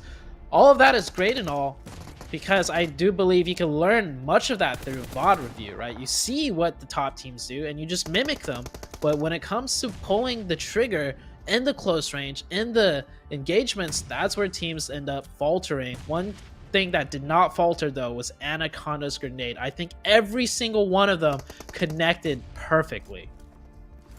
It was literally a 1v4 by nades only. I don't think I've ever seen that, because that was a true 1v4, because the revive came out initially and then the nade got a double knock, and then another nade got a third knock, and then the fourth nade got the final blow. That was just beautiful. We also saw then Nigma Galaxy further on in the game just push onto 1 million, and it was just done so comfortably in the end. This game was so nice to watch. It really was. Looking at these moments, I have genuinely a big smile on my face at all these clips coming through. The utility usage on point, the teamwork by Rico, Nigma, and NASR also just on point. Trades going back and forth, you see right there. It's always a 1-for-1, and the team with the more numbers just kind of inched it out simply because, you know, they had the number advantage. And Ralph and Hamodi working really well in tandem there. Ralph going in first, adding that distraction and quickly backing off the fight. And it's important to just take note of how he backed up off the fight. A lot of teams do the thing where they just go for trades, where they go in, they get knocked, and they expect their teammate to get the trade. Sure, that's fine and all, but it's even better if you go in and disengage quickly with your movements and mechanics and not go down to begin with, and then having your teammate follow up with that trade, because that saves revive time as well. That saves meds, and that saves a lot of extra, wasted time potentially. Yeah, you're dead right. You are dead right. Let's go for another break, and then we will be back with game 3 of the day over on Erangel.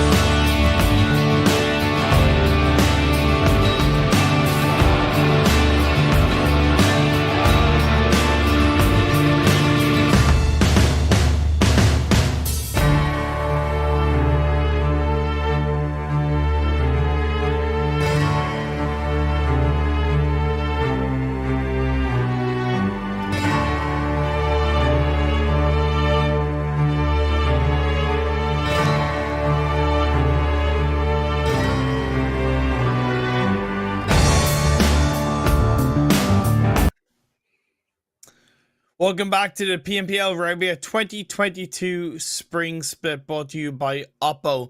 Upgrade performance, upgrade fun. Celebrate your winning spirit with the brand new Oppo Reno 6 series, the designated smartphone for PUBG Mobile, Middle East and African esports across 2022. You can use the Oppo Reno 6 series phone to join in on the conversation, Zute. What hashtag do they use?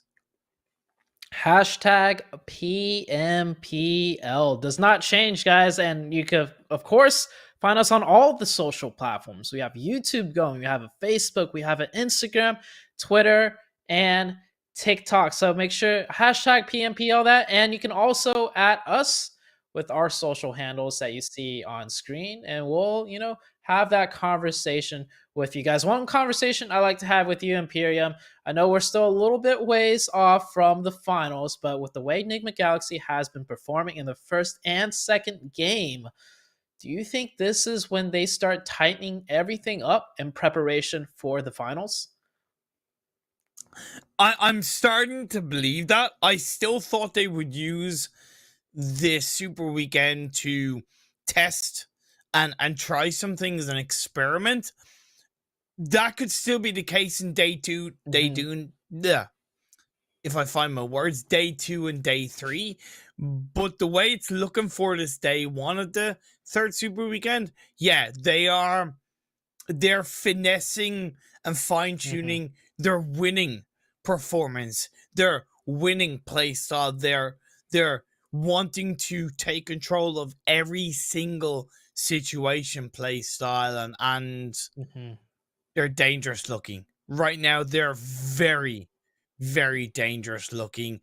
It's a good question and it's a good conversation to start. Like I said, there's a lot more to Nigma than meets the eye right now with how they performed over the last year and a half. I would argue that's what Rico are doing now. I think Rico are using this third weekend as they come into this third game to experiment and test different things. Would you agree? Rico Infinity, I feel like it's hard to say. It's only been 2 games. Rico Infinity have had 2 decent finishes in those 2 games too. Definitely not as dominant as we're used to, but when we're saying dominant as we're used to, we're talking about the team that had a 100-point lead at one point on the second place team. So it's kind of hard to match that, day in and day out. One thing I do see them doing different though with this playing path is, well, I think we understand now that they prefer North George Pool over the Severny drop, because that playing path allows them to drop to either one quite comfortably. Yeah, that's an interesting observation. Because Severny is in line with this playing path and them still going to North George. I wonder if they're also trying to get into the heads of YaLLa a little bit. I don't know. Or maybe it's just obviously a quicker path line into most circles across this Erangel map. Phase 1 has shown up and it is quite nice. It's a little bit similar to Phase 1 of the first game of the day, and yeah, I can't really complain. Nice playing path. Potential fighting going on the southeastern side between Twisted Minds and Stalwarts. One player just kind of isolating himself. Usually this isn't a problem because you'll just see teams kind of loot and then that player will rotate and regroup. But specifically because it's Twisted Minds player there, they're always hungry and eager for an elimination point when they get the chance to get one. And definitely, I feel like they definitely spotted out one player of Stalwarts dropping a little further off by themselves near the bridge area.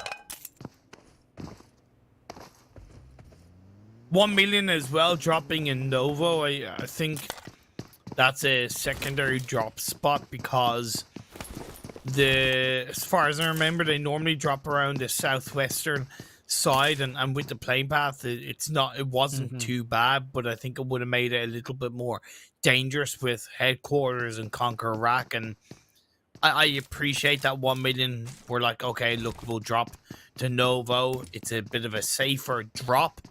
It means they now have a bit of a tiny bit of a tougher task to make it into this phase 1, but they have a full squad there to do it. The first circle centered right around the Pachinki area. Kind of similar to our first game of Erangel. The first game of Erangel, more or less similar circle, and then it kind of shifted a bit more to the west. This one, well, we'll just have to wait and see where it goes, but some of the northern island or the northern section of Erangel in play, we would have to see a massive hard shift on the second if we want to keep that in play. So the zone looking like it will end somewhere quite familiar and normal. This is a huge change compared to when I cast with Highland. Like I'm not gonna lie. In the first circle with Highland Wolf, it's always like an anxiety attack because you see the potential chaos that might ensue just off the first circle alone, and it usually kind of always plays out that way with you with the first circle. It is so vanilla that I almost don't know what to prepare for. It's like me, man. What can I say? I'm a little bit vanilla, so I represent that in the circles of PUBG Mobile when I cast. Then again, I think it does open the door for teams to set themselves up and prepare better leading into phase 2, phase 3. And it takes away some initial, I don't want to say, yeah, you know, I will say it. It takes away some initial excuses that some teams, not specifically in this PMPL, but some teams are often so quick to use. If the first couple of circles are like so far away, it's we didn't get circle, look, the circles kept on shifting away. It's like when it's a nice first couple of circles, there's no excuses around just setting yourself up and maybe a little bit deeper into the phase 1 so that it's not shifting massively far away from you in phase 2, that kind of thing. So you strip it away, then you see the true colors of how teams play. 1000% agree with you on that one there. Might be why we see some of the consistent top teams doing so well too in the first 2 games, because we had some very just traditional circles. And when I say traditional, I mean circles that happen more often in the competitive stage. These are the types of circles that teams practice day in, day out on in scrims, because those are the ones that are most commonly had. But of course, that's upon thousands and thousands of games of practice for these top teams to play in those circles so consistently. So it's not like so much to say as, oh, this circle is, happens all the time. It doesn't. These teams just play so many games that even if there's a certain circle shift that's a little bit more to the west, to the east, to the north, whatever the case might be, they've had some type of iteration of that circle happen in their practice games from numerous times before, and they're able to draw from that experience and have a consistent showing. Spaghetti, NASR and RTG in the elimination feed. The fight has already kicked off around Rosshok and the Rosshok Hill. The trade either side should allow RTG to get themselves back up as a full squad. Vito, along with J9, maybe want to try and finish that off. Not a bad thing. It's just sending a bit of a bigger message, and NASR swing the way up with the vehicles. Batika is further in the back line, currently driving into a bit of an off-angle spot. That's good. But as of right now, there's nothing massive there for RTG, and they're getting caught out for. Vito has to scale back a bit down to half health as of right now. Elimination yet to be secured for RTG. NASR with a very good formation of defense to get the revive. Notice how they're not looking to play aggressive and take complete control of the hill, but rather just control the top half of the hill to make sure they don't get taken advantage of as RTG tries to come in and take the fight with NASR. Now we have a little bit of a chess game going on as both teams looking to spread out a little bit to control more of the off angles on the side. RTG gets their reset as well because it was a 1-for-1 knock in the beginning. And with both teams playing this quite beautifully well, it looks like we do hit a stalemate situation where both teams will probably end up backing off from one another. I did notice that headquarters seem to have kind of learned from the game one mistake of losing a player and clearly dropped a lot tighter together, and they've rotated tighter together, and now they're in one compound all together. I give them props for that. I hope they're rewarded for it with a good result. The Mind Weapon iKURD sticking to the kind of Headshot Hills area, but they're not as east to Headshot Hills as maybe they were in game one, which is maybe a little bit of an adaptation. Again, not wanting to make similar mistakes in the phase 2 to phase 3 as they did in that first game. Second circle shifts on out. We do keep a little bit of the northern section of Erangel in play. But what's even better is Mount Everest and Ruins pretty much in the center area of the map. Might see a spicy finish in those two locations. I'm only one man. I only have so much power. I can't help if, and I quote, it's going to need to be a really hard shift for it to stay on the north side of the river, I believe is something that you said. And a shift up northwest. Why you got to do this to me, man? Why you got to do this to the teams? I like it from an excitement standpoint, but, you know, I'm trying my best for the teams here. I'm trying. It honestly could be worse. Like, if I was in Highland, yeah, true. We would see an even harder shift to the north. But as the two teams at military base trying to take the same bridge to cross, 1Million running into the Revolution team, and it's a scrappy fight, 1-for-1 trade. I think Revolution are actually down 2 players, so 1Million getting the better of these exchanges right now. I think he described it best when he said scrappy. It is realistically a scrappy fight.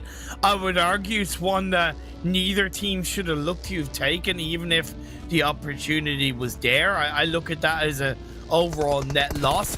Maybe with the circle shifting up north, technically they, despite the circle being further away, they can't take that fight because teams will look to prioritize more towards the river / Everest, which opens up more space on the southern edge of the circle. But I still think, as you said, it's quite scrappy. Revolution just hightailing it out of there. Both players completely splitting up, trying to find some type of safe area, as we saw 1Million looking to hunt them just a little bit. And I'm looking at the mini-map. Twisted Minds, are they rotating to camp the bridge because they have the info that 1Million Revolution are fighting near the bridge area? It does kind of look like that. They're rotating towards the bridge, but I don't know if they're just doing a wrapping rotation or if they're looking to set up a potential trap for the teams once they cross over. It could be a bit of both. They had these kind of big wide splits in the first game as well. Yes, more clearly inside the circle, but they did have these kind of big splits. It could be just one of those things of maybe we can catch them out on the rotation, so we will go a little bit further south. But for now, it looks like they are continuing to move into the southwestern edge of the circle. I love that YaLLa are right on top of Everest. They have absolutely no problem holding that area down, and they're one of the teams that will 9 times out of 10, if the circle is in Everest, they'll go there. Mind Weapon coming into action again. I feel like this team has been doing well overall. We initially, right, in the early stages of the game, we see them hold these nicer formations, these nicer executions. But then just towards the late game, when the pressure kind of gets to them, they start to crack and fumble. Almost similar to last week. if we want to draw back on how the Mind Weapon did in the league week coming into the Super Weekend. So I feel like this is a team where their biggest problem is dealing with the pressure. They seem to know what to do. And that also kind of explains why they do so well in the league week, right? Way less pressure. All they need is top 16. So they're playing much more comfortably and, you know, confidently too, I might add, when there's less pressure. So they play extremely well in the league week. And then coming into the Super Weekend, where the points are much more crucial, seems like it's a team that just has problems when it comes to the added pressure of the Super Weekend. But that circle shift did go towards the east, so the Mind Weapon getting the dead center of the circle and holding down two very strong positions also. This could be a very good game for them if they play the rest of the game out correctly. Yeah, they need to, I would argue, not focus now on 963 and scale back a little bit, allow other teams to apply more heavy pressure onto 963, and then they can maybe step up third party a little bit here or there. YaLLa going for a big shift into the circle from Everest. They reacted very quickly, but I don't know if the deep rotation is going to work out. While Falcons engage onto Rad. Beautiful nade thrown by Youssef. Well cooked, well timed to get the knock on Delhap. Falcons opting though not to really heavily push this as a now they are as a bit of a team. Two players wrapping around it. Return knock once again onto the Munir on a little bit of health, and yeah, okay, Rad have more players in the game, but they're nowhere near the rest of their teammates. Oh man, if you're not gonna commit your full team to securing a revive, don't commit anyone at all. You just lose another player on top of that. So I know a disconnect between the team right there. Plays like that is what leads to arguing amongst the team. When one player commits to a revive and they need the support of the other two players, and the other two players are like 1,000 meters away already. Oh man, that is not a good time for that team. And the circle, we're about to get the next circle shift already. Just earlier we saw, you know, that circle shift with the Mind Weapon getting a very center position. And now we're heading into the fourth circle, probably the circle with the most impact when it comes to the hard shift positional change. I love Rico's spot, and with the circle shifting up north, the cathedral, the church, that compound on the north, it's perfect inside ruins. I don't really like ruins. I've started to become more of a fan of it as competitive teams have learned how to play and how to get the best of the area, and the position Rico hold on to, Zute, in my eyes, that's a game-winning position. I'm calling right now, Rico are going to win this game. Oh, I see what you did there. Trying to do one of those Rico Infinity predictions. Unfortunately, you weren't the one casting with me, but I did tell you about it. But I could see it. I could see Rico Infinity getting the chicken because they control the northern half of the circle. They don't fully control it because there's so much hard cover and just random, you know, areas where teams kind of center in on as 963, taking a very isolated engagement on the southwest as they're defending this compound from the likes of, I do believe, 4K. Oh, this is 4K. They need good games every game in a row, and I think this is the one game which they might struggle just a little bit now, as I think 4K down to 4K were eliminated, and this is actually Nigma coming in on the third party. Wow, so many teams fighting so quickly for this compound. 2 knocks by Nigma, but in the end they win, and honestly, despite Nigma winning the fight, I think they only crashed it because of the third-party opportunity. Now Headquarters looking to do the same. What's with this compound? Why is this so special? Is it made of gold? Is there gold underneath? Either way, Headquarters looking to play like they're made of gold and get the squad wipe onto Nigma Galaxy, the winners of the previous game. Unfortunately, it's not going to help when you eliminate your own teammate.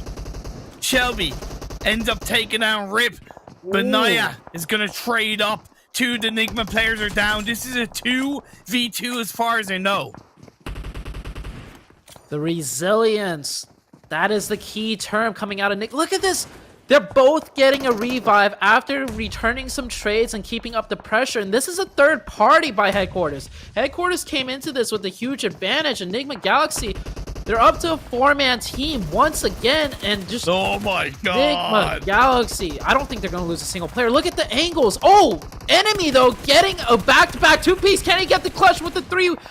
Oh, wait, Freak also goes down. Is he gonna 1v4 this? He can. Enemy. Oh my god, what a 1v4!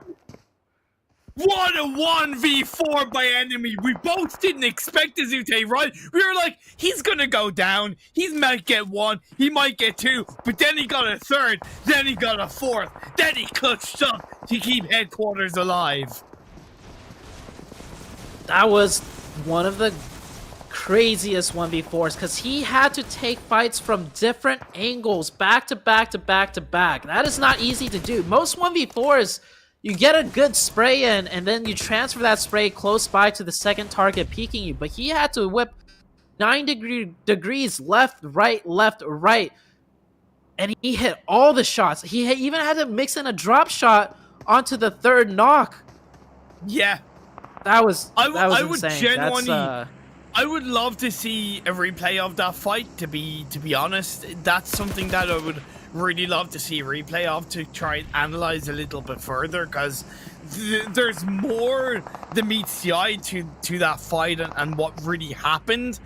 But at the end of the day, it was still clutched up by Headquarters, and as it happens, the next circle, out of all the madness, it went down southwest and they're inside the circle. I still put this down, by the way, as a Rico Infinity chicken dinner. I'm still calling it, because the good thing about that kind of cathedral and the compound spread they have is they have a lot of high ground. Right now, 1 million as a duo, they are gatekeeping them fairly well. Or not gatekeeping them, but slowing them down. Yeah, Rico Infinity, it's gonna get more difficult as the circle goes further south. Of course, it goes away from Rico Infinity, but that ruins area is so hard to clean out a team cleanly, for lack of a better term, because you have all those nooks and crannies. And if anything, the biggest killer for Rico Infinity is going to be time, because it's going to take time to clear those teams out. And with the circle closing ever so slowly, there's going to be less and less time to work with. But Rico Infinity doing a good job maintaining their spacing, maintaining their pressure as they look for the openings. It doesn't help that Team Falcons have come in on the other side and looking for a bit of a pinch. NASR, as one player knocks still 3. RTG on the eastern side, gonna look to put some pressure onto CONQUEROR. The mine weapon iKURD still in the circle. Nabo's knocked, but otherwise, once the revive comes through, they'll be down on the southern edge as a full squad. Headquarters, the duo, have not to move a muscle. It's their buildings. They fought so hard for it. They're not going to move unless they absolutely have to. And I'm okay with that. YaLLa, as a full squad, they were in this position since, I believe, phase 2. And they're still up as a full squad. The mine weapon need to take out this NASR team. Not simply because they're so close to each other, but because the mine weapon have a very good position to do so, in my opinion. But, oh, they're actually going to give up. That's a mistake. I expected them to sweep down the side and control the ridgeline, but instead they give up the entirety of the ridgeline and they just funnel themselves into a pocket to just be completely crushed in on by the NASR team. Yeah. Exactly, couldn't have said it better myself. The next circle shifts up north and the mine weapon made a horrible mistake, unfortunately, and NASR are going to take full advantage. Still 2 players up for the mine weapon, but as you said, they're funneled into a corner. A second knock comes through. Okay, Nabo is able to trade for the time being, but he's now going to get knocked, and that's it. The mine weapon are eliminated. That is disappointing. They play so well with their formations early to mid game, but then late game, they just do the complete wrong decisions. It's not even a problem of execution. It's just the idea is not correct, and that is disappointing to see. Yeah. And it's not the kind of thing where we're saying it's a mistake because they ended up getting squatted. We just the second you saw it, you pointed out, and yeah, you're dead right. It was just a wrong move to make. Headquarters trying to take advantage, but they get the wrong idea. And Naya goes down. Enemy left alive for Headquarters. At least he's closer to that southwestern edge of the circle. Rico still alive. CONQUEROR still alive. RTG still up as a full squad. This is the kind of game that they need as they look to take on and finish off Team Falcons. You know, I can't even blame Headquarters for trying to third party that, because traditionally a third party in that location is always good, because it becomes a scrappy fight at the compounds. But instead, Headquarters was probably that's probably what they were expecting. But instead, they come in on a fight that was just NASR wiping out the team with no resistance whatsoever. As we saw some beautiful nades by RTG taking out a team. And here's that area of the map that I'm talking about that's so difficult to clear out. And Rico Infinity, they're coming in and they're just getting picked apart by teams left and right. So many corners, so many different lines of sight for them to worry about. Beautiful use of utility through the nooks and crannies of runes by RTG. They're playing it wonderfully because it means that they're able to technically push teams without exposing themselves, without putting themselves under any real pressure. And even getting a knock onto NASR on the very southern edge of the circle pushes NASR in another direction, makes it freer for them. And you said it, Rico Infinity, I may have somewhat cast or curse them as they go down in 6th place. 5 teams left. This could be the redeeming game for RTG as they get the good circle shift towards their side. Already at 6 eliminations as well. Not to mention, they have 4 players up. They can make a quick move right now to lock in more of the eastern circle because it has nice ridges to work with as YaLLa lock in that grenade onto Headquarters. And that's Headquarters taking out in 5th place. YaLLa being way more active than we somewhat may have been able to see. 8 eliminations so far. Like I said, they were in that position in between kind of runes and the compound that the mine weapon went to since phase 2, and clearly anybody they've been able to spot, they've taken shots on, and they've got the eliminations and the control. But they do have to move in now from the west. They have to move out of the comfort of their dip. I love the fact that NASR sent Batika straight away into kind of southeastern very edge of the circle. It's a little bit of an anchor point, so he's able to get information. Okay, RTG are throwing nades. Uh-oh, Spaghetti-O. You forgot about the other angle, though. YaLLa, they hold on. They're waiting, and they might be able to create the push. They might be able to use the vehicles that NASR have sent in to cover inside the edge of the circle. That's a lovely nade. Don't know if that quite connected. No, I don't believe so. NASR were forced to move into this position because the blue pressed in on them before it presses in on YaLLa. So this is where the car cover becomes huge. That's a good offensive smoke by the YaLLa side. Ragnarok, you can see here, he can't see anything to return fire. And now here comes a push by YaLLa. Oh my lord, Sanji. Wonderfully done. By the way, YaLLa did have a player on the very western edge of the circle. So they knew that when it was all said and done, they at least had a player covering on the edge. But offensive smoke that you correctly pointed out has allowed YaLLa to push down this side of the hill. The next circle shifts over to the west in the favor of YaLLa. But look who's there. Vito with a double knock. All on his lonesome. Beautiful by RTG. Has to lay down low a little bit. His teammates should be there to cover. It's a 3-way dance once again. But YaLLa, they get drowned. RTG, this is it. 3v1. Batika cornered in the corner. And a grenade comes in. He gets a nice knock onto Vito. And now he's going to get the reset potentially making it a 2v2, but these grenades are raining deadly close. Both players from NASR very low on health. Can any of them get a first aid off? I believe Hassan has been able to pull out a first aid. Lovely offensive smokes over the lip of the hill from NASR. That's exactly what they need to do. Create some space, create some awareness. Vito's knocked, but he's not down. Therefore, technically, he can give a little bit of information over to the rest of his team. Not much, especially with the amount of smokes that are being used. NASR do need to move away, though. They do need to push.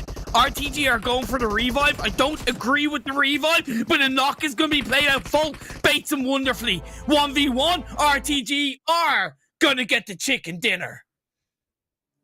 Very well done by RTG. And I think the clutch play was Vito. You saw him snake off by himself, and they created a 1-2 split, and that third party was insurmountable in taking down YaLLa, because YaLLa had 4 players up. If YaLLa took the fight with NASR without that third party involved, YaLLa would have had 4 up, and they would have had the zone in the end. And you saw RTG, they had to come in from an area of no cover, no ridges. So that Vito snake play absolutely set themselves up for the game-winning chicken dinner. And $1,000 too for the pockets of RTG. Yeah, $1,000, but I think it's more, it really was more of a kind of just that game that gives them a lot of confidence points, very much needed, but also confidence, the belief that they can get the job done, because again, they were slipping a little bit through the first 2 games, not as much security, but that win, 27 points, that's going to be a big relief in my eyes for them, and some weight lifted off their shoulders. For the people that are just tuning in, RTG came into today's Super Weekend sitting in 16th place overall. Only the top 16 make it into the finals. And so this chicken dinner is huge for them, and it's a momentum change. I think RTG, when you have bad games, on game 1 and game 2, if you also have a bad one on the 3rd, it gets way harder to try and bring it back in game 4 and 5. But the middle point, having a turning point for them, must be a very good feeling. The Mind Weapon, 3 games now down, and they've yet to hit the average points per game needed in any of the games. The question to you, are Triple D safe in the finals, having only made 1 Super Weekend? Ooh, they're not safe yet, but with each passing game that, specifically the Mind Weapon doesn't do as well, they're looking a little bit safer and safer. I would say the Mind Weapon was probably their biggest threat outside of RTG. But RTG, had more of a point lead. So we'll have a better idea now, though, that we're going to head into the overall rankings. Not much has changed on the first page, I would have to say. Nigma Galaxy kind of showing, more consistency and improvement, started to make their way back up the rankings. But overall, nothing really different. Of course, KAMIKAZE, that was a huge thing that they didn't make it into the Super Weekend, which is quite surprising. So they will slowly drop down the leaderboards as the games continue.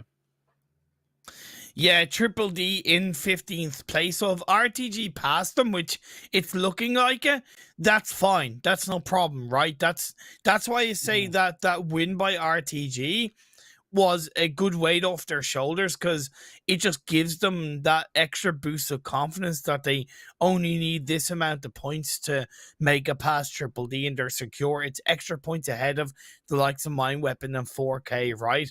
Of course, 1 million, they're just going about their day per se. This is the last page, though. 71 points for KURD12, 70 for Mind Weapon. 1 point behind KURD12, but they're still 90 points behind Well, 91 points behind Triple D. Mm-hmm. So if any team is going to kick Triple D out, it is most likely looking to be the side of the Mine Weapon. So they need 91 points to tie with Triple D. So let's just say 92 points. 92 points with only 12 more games to go seems very doable. But the problem is this Mine Weapon team, they've been in the Super Weekend before, and they choked last week similarly to how they're choking right now. And the scariest part is not so much the execution that's falling apart for the Mine Weapon. If it was execution, I can excuse that, right? Simply because sometimes other teams just get the better of the fights. They just hit, that extra bullet. They hit, the extra, the grenade lands just close enough for them to have more impact than yours. That's fine, because 50 out of, or a 50% chance that you do better in the next fight. But the problem is the Mine Weapon, they're just not even setting themselves up to make the correct decisions. And when that's the problem, well, 90 to 99% of the time you're going to fail if you don't do the right thing to begin with. Not even considering the execution part of it all. Yeah, especially at this level of gameplay, right? Especially in the PMPL, they need now. It's gone from kind of 7 points per game to 8 points per game. Now they need to overtake Triple D. And I think, okay, that's only 1 point extra per game. Like I said, in the 3 games we played so far, they've yet to hit that 7 or 8 point average per game in any of the games so far. So it continues to beg the question, do they have what it takes to pass? And right now it's not looking like it. I would say it would be, honestly, and I said this in League Week 3, it would be a little bit disappointing to see Triple D make it into the league finals off just one Super Weekend.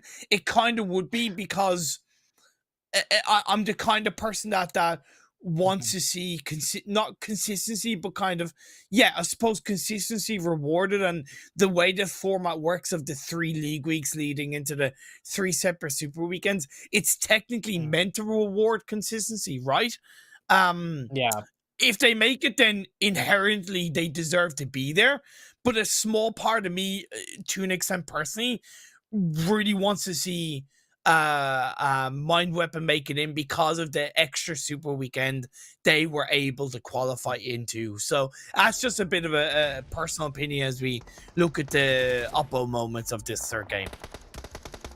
I would have to agree with you on that one, but that kind of just magnifies how great of a Super Weekend Triple D had. That there's a chance they might make it in off of one Super Weekend alone. And they still have the 2nd highest average of Super Weekend points per game. The only problem is they could only make it into one. And here's that 1v4. The drop shot coming in here and then immediately flicking back to the right.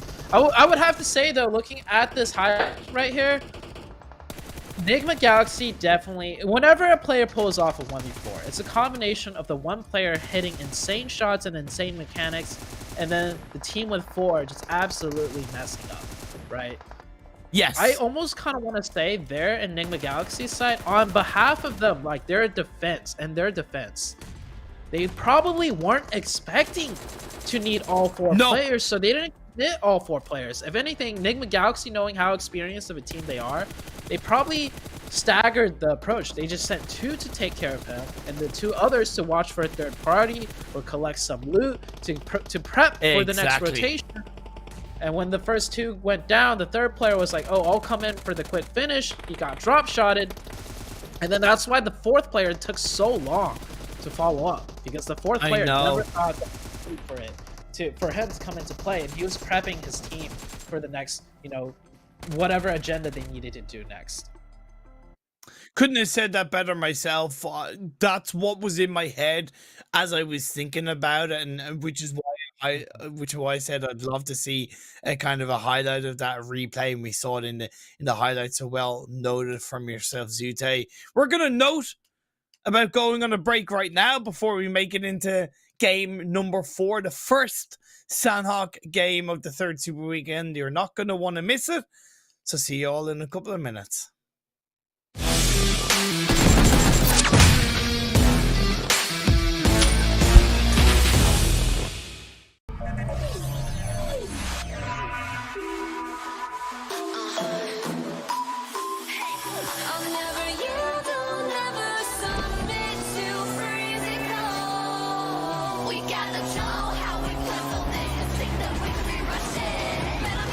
Better me, look how we get the first prize. Every time landing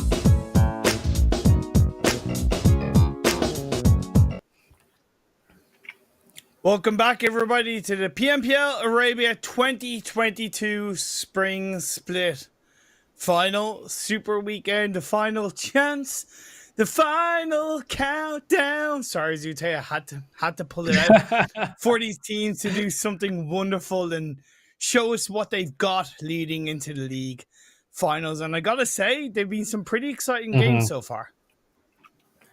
Pretty exciting games. We've seen teams that, we haven't seen step up in a very long time, namely Nigma Galaxy really step up. And then, of course, RTG fighting for their tournament lives at stake here, clutching that last chicken dinner and a beautifully, well-played split on that 2-1 at the very end. And it's like all the teams, have something to say coming into this last Super Weekend. And it has been quite enjoyable to watch so far. Of course, leading into Sanhok is going to be the first Sanhok game of the Super Weekend. Based on the first 3 games that we've seen, is there anything you're expecting? Any kind of, I suppose, any predictions you'd like to make to an extent? Coming into Sanhok in particular? Yeah. I think, okay, just going to throw this out there. I think Nigma Galaxy is going to med strat up to 2nd place. We saw them do it, I think, in probably the very first Sanhok of this entire tournament. And then they just completely stopped doing it because it's something that they've done over and over that they've definitely fine-tuned and refined. Yeah. Now, we saw them do it in PMGC multiple times. And since then, they've been dying and not doing the med strat and not getting as many points as they should. But that's because they're experimenting. Like we said, they're experimenting and trying different things. They're trying to improve on areas that they're weak in. And if this is going the way that we think it's going, where Nigma Galaxy are kind of going back to their roots, at least make sure they can still do it and pull it off, just so that they know they have that in their back pockets when it comes to the finals. Yeah, that's definitely fair enough. I think that's a fair, but also to an extent a bold prediction to make about Nigma Galaxy. For the first time in what feels like forever, at least for me, we have a very southwestern based phase 1 circle. There's still a good chunk of the mainland in play, but it's rare in quite a while that I've seen the whole of the Southwest Island in phase 1. Yeah, that's a very southern shift. There's a chance we might see a Nakhon or Samhi type finish, which is areas of the map we almost never see. Probably the rarest area of Sanhok, if I have to say so. And I do see a fight between 4K and Stalwarts potentially breaking out in the Painan area.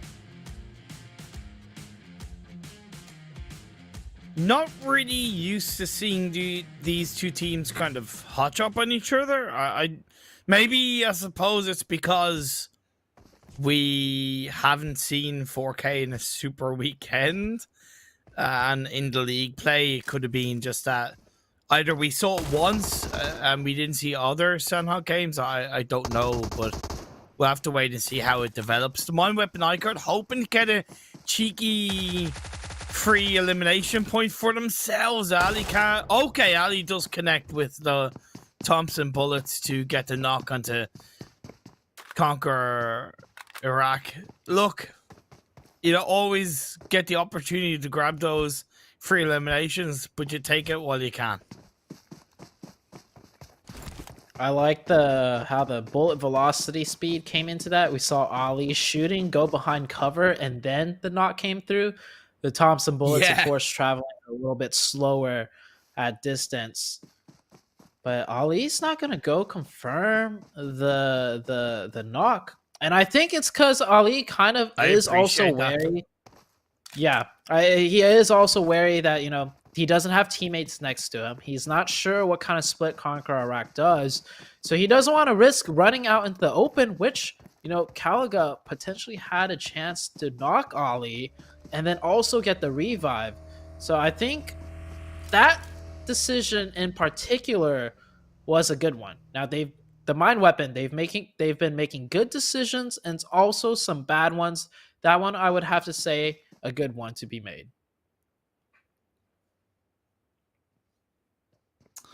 1000% agree. Revolution already has one player on the northern edge of the circle, up in the northwest island. The other 3 players looting Hating. Rad have an easy play into this phase on circle. 2 players already in there, in around Ruins and Tambang. A big split from Rad, actually. 1 in Calp Alpha, 1 down on the coastal line of the northwest island, and yeah, 2 as I mentioned. But 4K going up against Stalwart UAE and Painan. It's starting to kick off against the 4K, unfortunately. Anaconda, is he gonna hit another of his infamous Anaconda nades? Oh, he does not. He scooches up just a tad too much, and VanKid is able to see his head peeking out. That's the second knock coming out the way of Stalwarts, and that's gonna be the push now. They did get the reset on the first one, but Anaconda will not get reset. It's a 4v3 for the 4K side, and 4K, we mentioned they need 11-point average per game, and last game they did not hit that. So now they need around 20 points this game. This is not a good start either. Beautiful flank, I thought, from VanKid to go on the other side of Pine. And not many players look to really execute that cleanly. And VanKid did it perfectly. Mortal, Rafi, Cobra. A little bit pinched up together. And then you have the third player from 4K isolated on his own.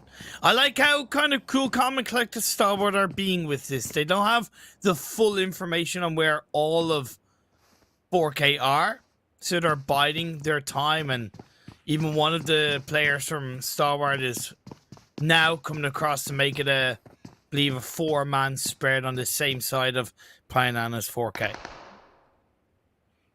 You see Mortal moving around here, giving away some audio cues. As he takes some shots, does not connect. The side of 4K a little bit split up. I don't know how good their sightlines are to support one another. They need to readjust to play more together as a team, because you kind of see Mortal just being isolated off Cobra just as well. Oh, now Rafi Cobra gonna be in a bit of a 1v1 initially with its Budo. It's a 1v2. That's exactly how you need to play it, Stalwart UAE. The response trying to be made out. Unfortunately, Rafi is going to get knocked straight away. Mortal is going to come with a 2-piece, nearly a third. But he's going to get put down to the ground. And now the last player, 4K, is going to try and go clutch mode. A nice nade, a third party from a distance at the hands of headquarters is going to send Stalwart UAE back a bit. And that's going to allow 1Co to take full advantage. No, nice molly. Oh. That should connect, if not send him out in towards the open. But he gets 1 knock. Unfortunately, not the second. And Stalwart are able to survive easy with the clutch elimination onto 4K. They could get the full reset, but RTG feeling confident after the last game, coming in, driving into Painan for maybe a third party, but they stopped short. They stopped on the other side of Painan, so I do think Star will be able to get that full reset. VanKid, that's a little bit tougher of a cross to make. RTG, in my opinion, with the amount of information given out, the fighting back and forth, if they kept track of the kill feed, maybe just close enough, they could have full sent that a little more aggressive. But I don't blame them. It's quite difficult to keep track of the kill feed with 100% accuracy with the new hidden update, right? We've been playing on the hidden kill feed for a while now. So RTG playing it safer rather than just risking it all, because at the end of the day, they're in a good spot to qualify, as long as they don't throw games. So I respect that decision to not just go all out. Plus, you've always been a bit of an advocate of teams staying in Painan. I don't know if is it a good idea in your eyes in this kind of circle to stay in Painan, or do you think the hills either side are a better idea? I think Painon is perfectly fine in this type of situation. Typically, though, it's one team holding down the entirety of the Painon. So you have your Fair. options on east or west, and you won't get kind of sandwiched in.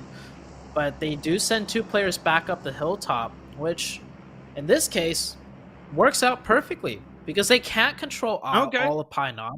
Instead, they'll control half of it Yeah. and the eastern hill. So that's a really good adjustment to be made. I definitely prefer that way more than them just sharing Painon. But we'll see where the circle goes and which side of Painon will be more favorable in the upcoming shift. Oh, okay. That's a bit of a heavy shift to the east on phase 2. Yeah, okay, it takes away the Northwest Island, but that was never really going to be a massive contention. The big thing in my eyes is that it's a pretty even 50-50 split nearly between the mainland and that Southwest Island. Pretty 50-50 indeed. And I think we're going to see both sides of the islands in play on the next circle shift as well, because it's so, that river is so heavily centered that unless if we get an extremely hard shift to the east or west, we're going to be looking at a potential question mark as to which side it will go to. Falcons on the far southeast side trying to edge their way in, but they're running into the likes of 963 and NASR. NASR with a nice 2-2 split, controlling the high grounds of Cave, and then some compounds and hills further in on the zone. I really don't like this Team Falcon split. I think it adds absolutely zero value. Zero value at all. I know they've lost a player. I really don't like it. Rad, now sending it into a deeper part of the circle. Not really looking fully. Rip is going to rip through to get a knock into Munir. The rest of headquarters are behind them. The thing is, can they activate a full engagement onto Rad from their setup? I don't think they can, really, because Rip is the only player that's heavily on his own in front of this fight. I like the snake play, though, as Nigma Galaxy actually confirmed that knock from far distance. Yeah, you see them right there, way in the distance on that hilltop. Some eagle eyes coming out on Nigma Galaxy to steal that one away, but that puts Rod in an even more difficult position as they realize they're going to be peppered the entirety of their defense against headquarters if they stay on the tip or the high ground of the top. So they're going to be forced down next to the rock just to keep their heads low. And even though headquarters didn't get the elimination point, that's still good information and even more hill control for them, because they Rad are sent further back.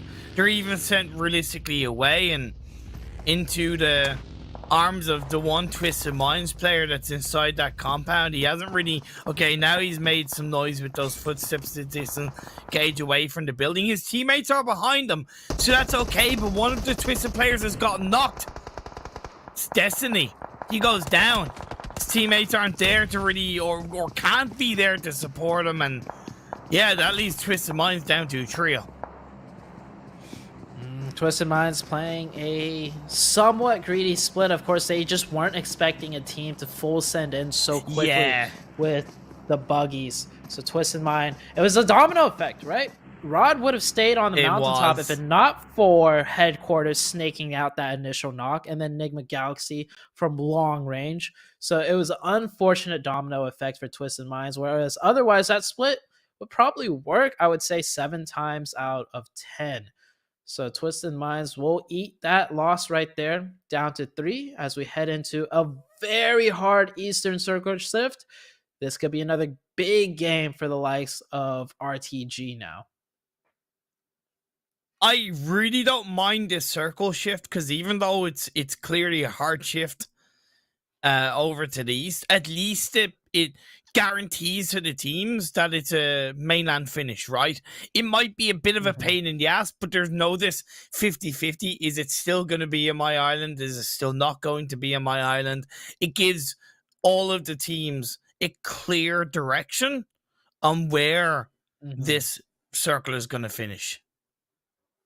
Yeah, absolutely. And this area of the zone, way more familiar than a more Western circle finish. So even though a lot of these teams True. have to deal with this hard shift, at least they're familiar and knowing what lies ahead and what kind of fights that they might have to take. Revolution coming down the bridge side 1 million using their vehicles, doing a wrapping rotation on the northern end. Y'all got to be kind of careful because they're on the edge of that western side, which means a lot of these teams are going to be pressuring in on them. And y'all is holding a very wide split. I don't know if they can manage to hold this all the way through. Yeah, I understand that, but I think it's a well coordinated split. I think it's for the most part a split that they're going to be able to support each other from. Because if you look, hoping that's a little bit outside the circle, it has good sight lines on where Ragnar and Sanji are, and then you have Powerful that's an anchor position in the circle. I still look at this as overall a net positive split for YaLLa. I would love to see them play this split and then near the last moments, if they have vehicles, group up and just go to Powerful. Because essentially, their main job playing the split is to pressure teams out and delay them and force them into one another. So that doesn't mean they have to stick to the split all the way through, but just long enough for the blue zone to do the job for them. So we'll see how YaLLa plays this one out as, yeah, the Revolution team kind of forced into another direction. And you see 1 million up to the north. They're forcing themselves more up into a northern wrap. So it will keep the entirety of the backsides of YaLLa clean. Revolution forced to go towards Painan, in which Stalwart have a bit of a split. Headquarters heading down the hill into Painan as well, which I find very weird. Rip gets knocked, is going to be traded very quickly with Naya, and CONQUEROR, by the way, did go down. Hands of NASR. I don't know what CONQUEROR were really doing. It seemed very kind of misshapen on how they were trying to position and play, and they paid the ultimate price. Revolution going to get third party by Stalwart UAE. Those shots, those bullets all being heard by the Stalwart crew, and they're just going to wait it out as the next circle shifts up north. Heading straight into the quarry area. The pits of carnage and death over there. So many teams not in that new circle, and a lot of teams are going to have to default trying to make it into those quarry low grounds to just stay alive. Teams still fighting in the Painan area. Stalwart Esports still here trying to hold down whatever they can. But that circle does mean they have to get a move on. Or maybe they should commit to just taking the fights and picking up the elim points, because that is a long trek for them to make. Yes. Yeah, I think that the two real OG strats to pull off is either go for as many elimination points as you can, or go for a heal strat. Anything else, trying to play for position or play for the edge of circle when you're so far away, has so many more risks to it. Definitely a lot more difficult to execute as Revolution gets caught in the back by headquarters. The mine weapons still have to make theirs way into the zone as well. The mine weapon, they have vehicles. They're rotating on that northern bridge. You can't see it on your screen as Stalwart Esports. I like this. They're doing the rotation, but they're definitely prioritizing more of picking up the elimination points. So they're doing a slower one and just securing whatever points they can, because they know, as well as we do, doesn't matter how fast they go now or how fast they went earlier, there's going to be a team in front of them in a better position to stop them. So they're going to take advantage of the teams behind them and pick up those points while they can. The mine weapon just skipped the queue, by the way, and rotated with vehicles ahead of RTG. But how much information do they have? How ready are they for a fight? Doesn't look like they are. Delhap, as the last player for Rad, is definitely ready for a fight as he shoots up towards the Stalwart UAE players up on top of Painan Hill. F3 now should have heard those shots from his team, from Delhap, and will look to maybe get some sweet revenge. Yeah, RTG taken down. pretty much all the whole of Mind Weapon, and that's just one of the big issues with sending it into the circle so late. Even though it's quick on vehicles, you're just not really prepared for the fight. You're giving over so much information to a team that are moving in ready, looking prepared for a fight, and that was the difference maker. Unfortunately, the Mind Weapon going out with 0 points, not good for them at all.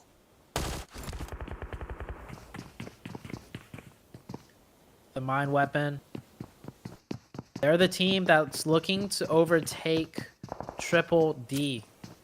And with another bad finish, it's looking less and less likely. RTG, meanwhile, on their hand, they were already looking more on the safer side to qualify, especially after the chicken in the last game. And they're continuing to showcase why they deserve to be in the finals. The circle has shifted away from the depths of Quarry, so we are going to go on to more of the grassland areas of the Quarry location, with Rico Infinity holding down a very strong compound. 1 million coming down from the northern side. They got vehicles. They can definitely full send into the northern edge because there is a compound that's open for them to play.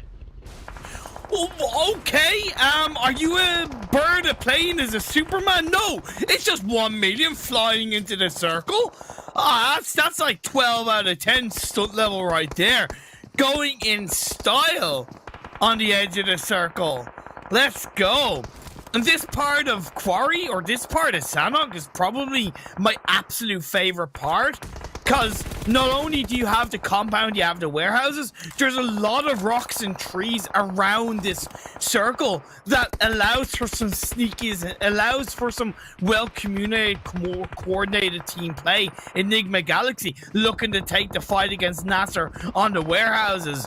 It's not going to be easy. NASR look prepared as they cook up a nade, cook up a molly here, there, and everywhere. But Nigma trying to play on the other side. And that's good by Patika, but I think he could have used his gun rather than a nade at that point. There you go. Nigma Galaxy having some issues fighting into the NASR team. Also getting sandwiched a little bit from behind from RTG, so the pressure is mounting.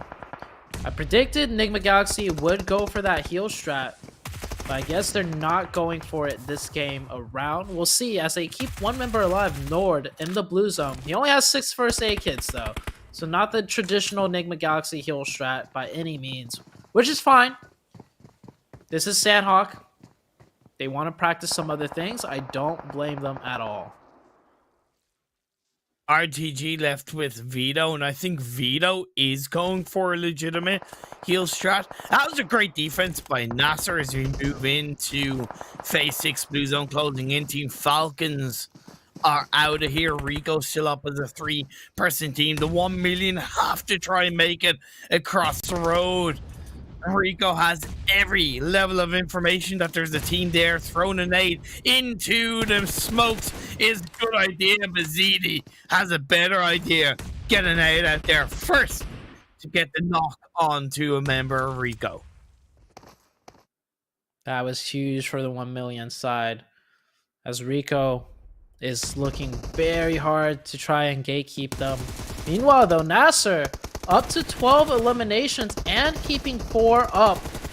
Last player of Twisted, Vigilante doing what he can, or not Vigilante, Vigor, sorry, doing what he can in the grass. He knocked 1, but he does get caught and finished out by the 1 million side instead.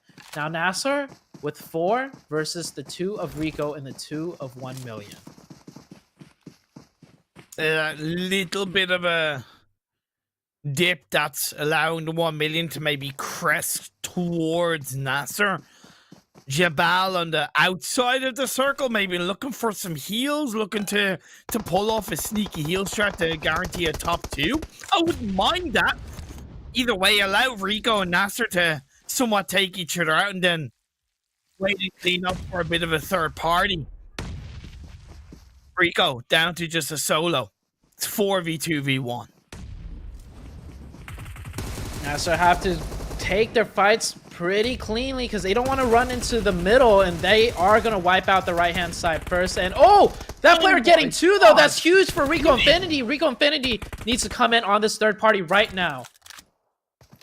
ZD We've seen so many clutches in today's game so far. If this comes through for ZD, it's going to be a 1v3. Can't get the first aid off. He jumps up. He takes down NASR. How does it continue to happen in these games? We see these clutch personal moments. These big ball, big brained, big dick moments, and it's happening right now. ZD from the 1 million comes in clutch to take down NASR. And we're left with the 1v1. The blue zone is closing in. Bandar Rico has the circle. That's not a bad flash. Maybe moves a little bit too late off the back of it. Pre-fire shots go either side as he gets closer to the wall.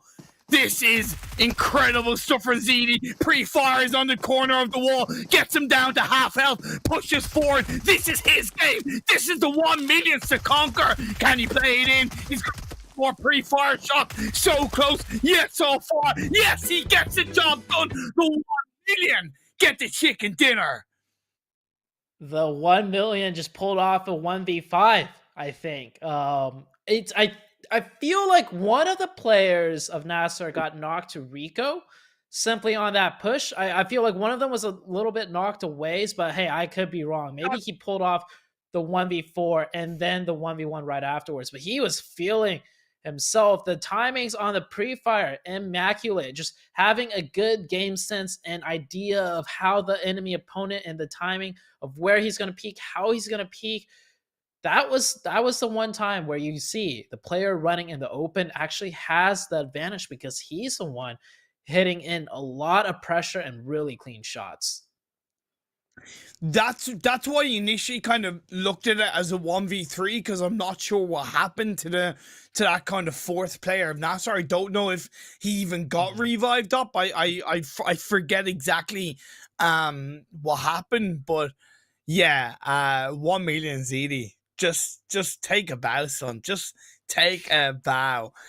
I don't know what it is with these games today as well, because really, like, I'm not saying we haven't had standout personal moments from players in PMPL Arabia, but I really feel like today's games we're seeing so many more. Maybe it's because it is the last weekend. Maybe some teams are being a little bit more relaxed because of the position they're in games, and maybe some teams who really want to absolutely prove something before the finals are looking to take some more risks.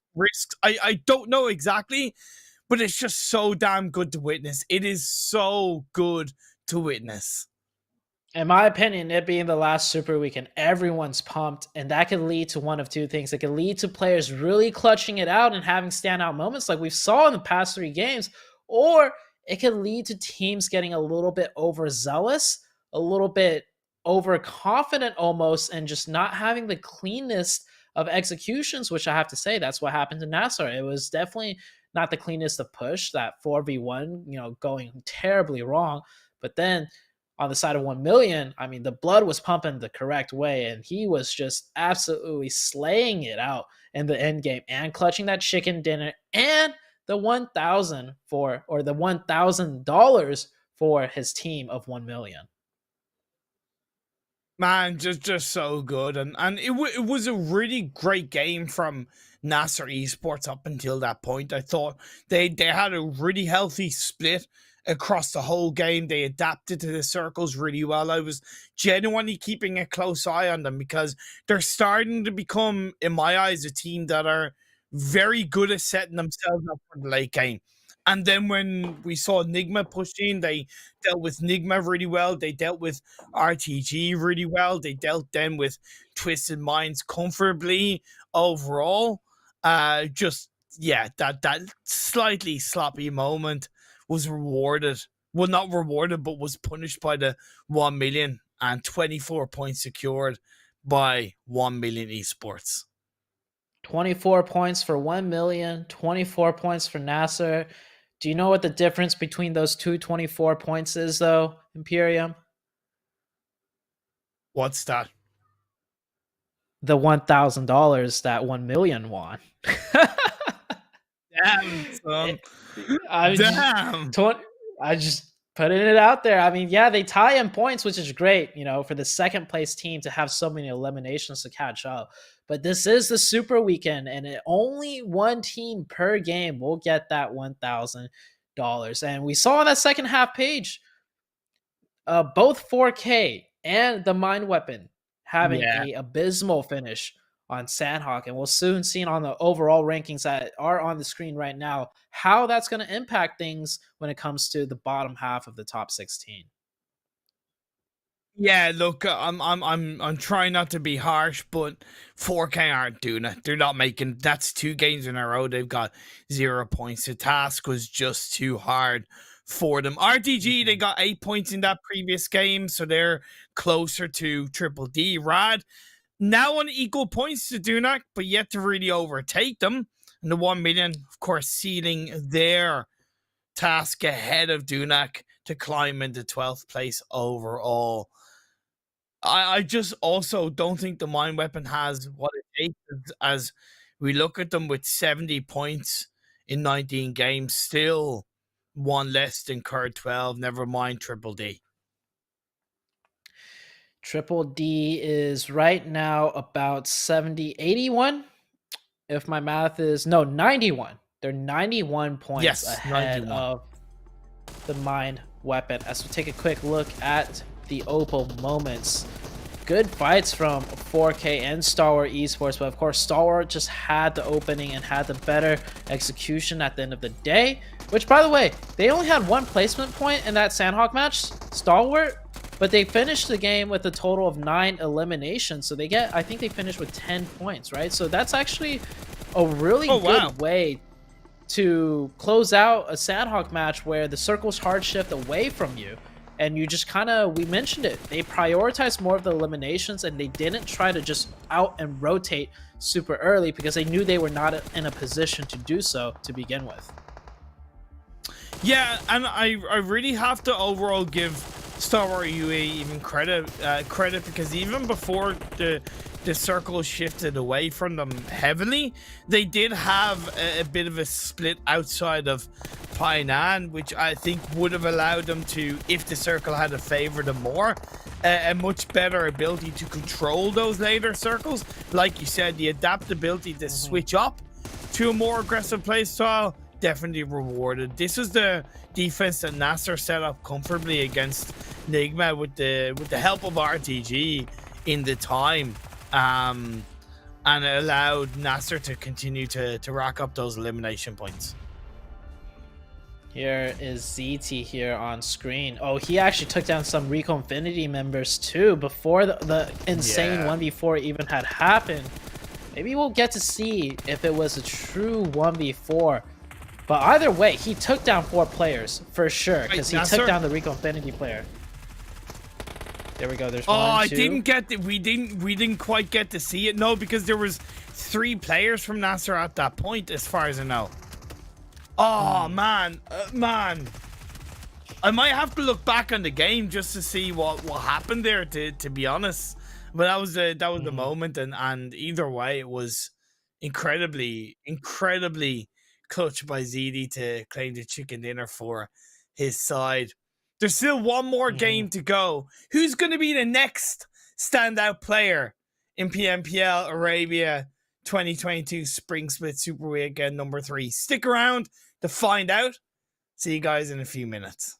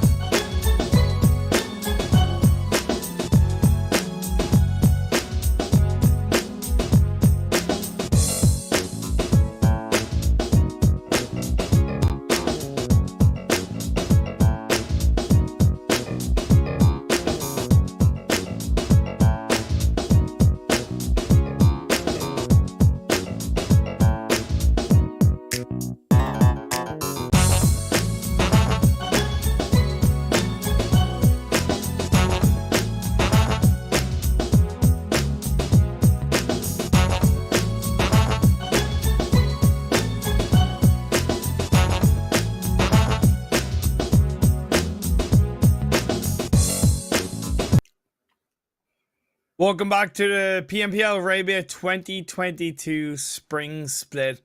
There's something footy in the air tonight, Zute.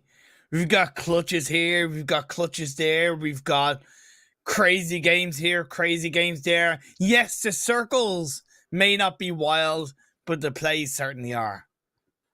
Oh, the players have been stepping it up right now. We saw 2 1v4s now with an included 1v4 chicken dinner. It's been insane, and it's only the first day of the Super Weekend. I hope this keeps up in the next 2 days as well, and maybe even the finals will get even crazier. Yeah, we always talk about kind of building stars as well, and yeah, okay, I've always been a kind of team orientated analyst slash caster and kind of focused on the team doing well and what really helps to make a team great. But highlighting and isolating kind of star players and star moments and plays which really turns a player from being viewed as decent to, whoa, we gotta look out for this kid. We've seen a number of those moments today, and it's really healthy to see, because again, you know, leading into a longer term aspect, the finals, the fall split, the mid-seasonal event, etc. Everything kind of is all that kind of step by step, and if you can create a positive domino effect for you and your team from one clutch moment, go for it. You run with that, you grab that ball and you absolutely run with it. So I hope that we see more moments, as you can join in on the conversation and let us know what you think of these crazy moments with the hashtag. What is it, Zute? Hashtag PMPL. Don't forget, it's not going to change anytime soon, I don't think. We've got the PMPL running for the entirety of the year. And of course, you can follow us specifically on the YouTube's Facebook, not esports, Instagram, Twitter, and TikTok. Oh man, we're getting ready for the final game. So we haven't done this all day, but we're going to for the final day. I want a chicken dinner prediction. Ooh, chicken dinner prediction.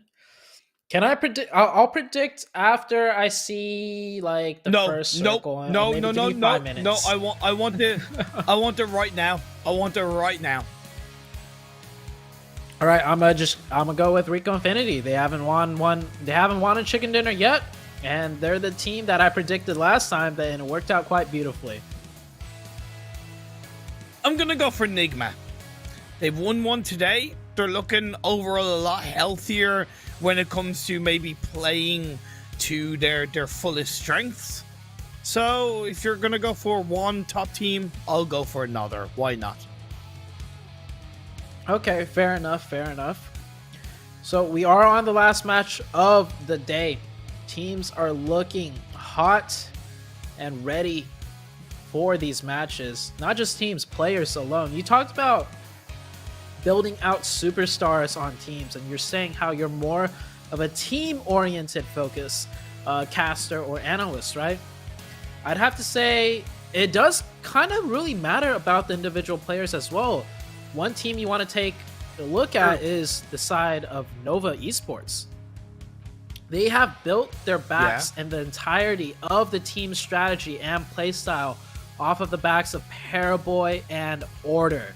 They have 2 star players they really heavily focus on, and that's how they build their team synergy on.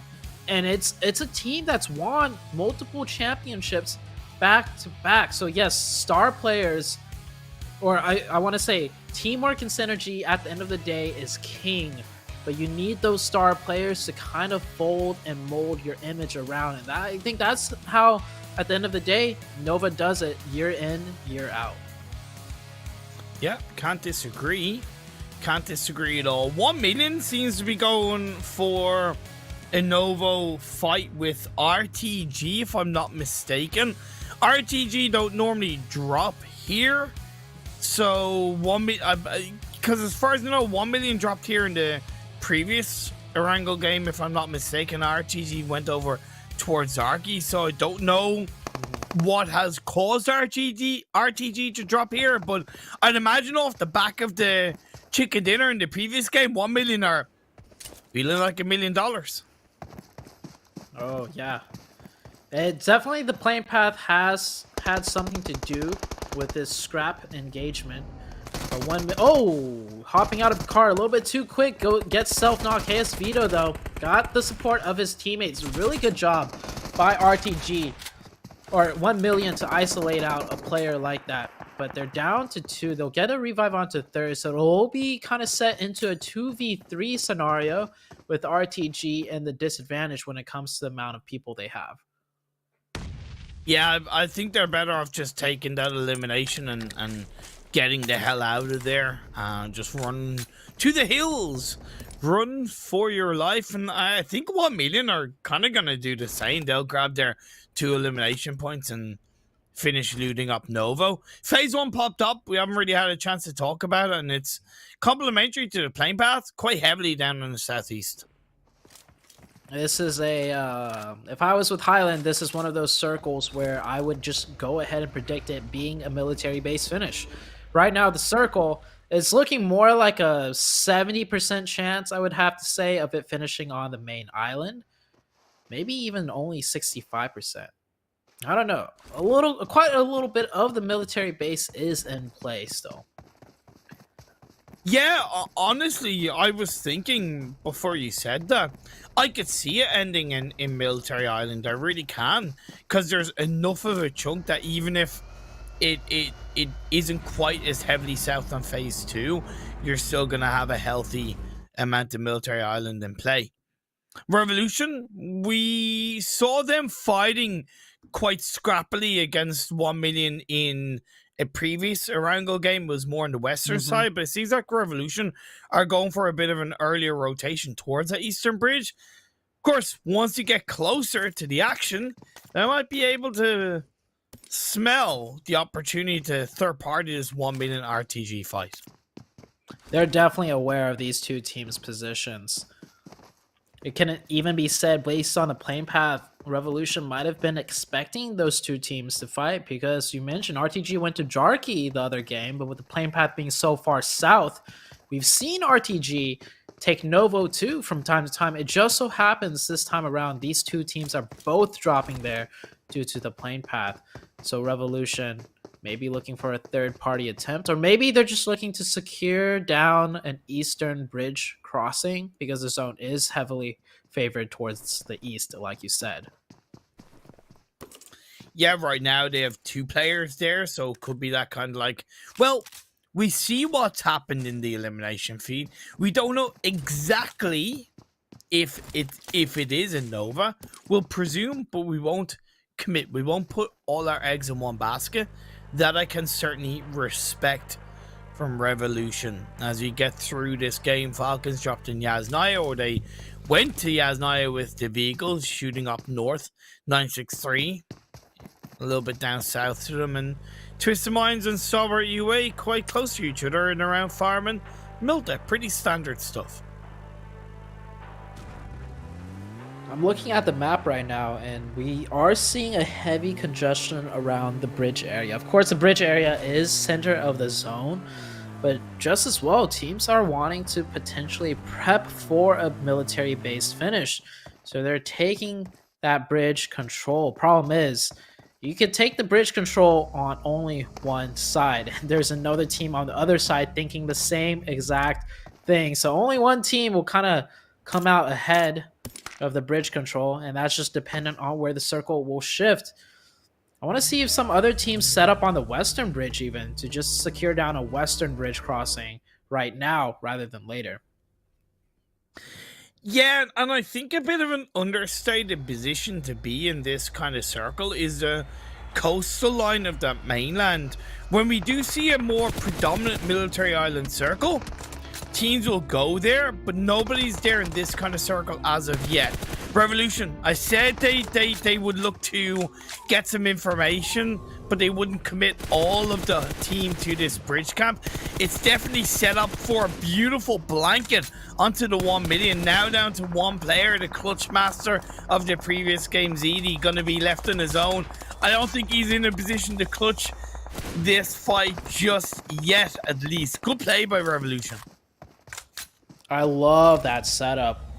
They understood they can't just only camp the bridge, but they have to camp the potential scouting positions of 1 million as well as they scout the bridge itself. So that's a very nice adaptation and more of an advanced camp out of the Revolution side. Of course, ZD making it away with one. Oh, okay. I thought that rock might have just damaged the car enough for it to blow up. That would be tragic to see, but you can see he doesn't even have any meds either. So not even really looted up. And I'm looking at the minimap. There is a Revolution player trying to chase him down as Nigma Galaxy get into a fight with KONQUEROR. Both teams are fighting here. Yeah, the circle's way further to the east, but both teams are trying to... Yeah, exactly. They're trying to secure a crossing to military base from this position in case it does shift over to the south. Yeah, this is the place that I kind of was thinking teams would go and got a little bit more heavily distracted by what we saw with Revolution and how they pulled off a beautiful setup onto 1 million. But it seems like both Nigma and KONQUEROR had the same idea. We're getting into the tail end of phase 1 though. YaLLa could get stopped in their tracks by, I think, not 963, 4K. As phase 2 shifts up north. See, Zute, that's the difference between me and Highland Wolf. Send it up north. Yeah, your circles are shifting the way it's supposed to do. But I do appreciate the fact headquarters on that western bridge. I said I'm interested to see if a team will secure the western bridge crossing in case it does go down to the military base side. And that's exactly what the headquarters team did. Now they have an option to go south or north, but this time around, north is where we'll be headed. Good decision making by headquarters, but the question is, how well can they catch up? I think, and we both agree, I feel like, that they are too far behind at this point to really be able to be a contender for a top 16 qualifying spot. Yeah, I overall agree. There's still 2 more days, so anything can happen, but the trajectory is indeed heading towards them not being able to get the job done. We'll appreciate what they do when they pull off something good, and it seems like they're more focused on this fight against KONQUEROR coming in on that western side, while 4K opting to shift more heavily into this phase number 2, avoiding the likes of YaLLa, the Mind Weapon, and a couple of other teams. Good decision in my eyes from 4K.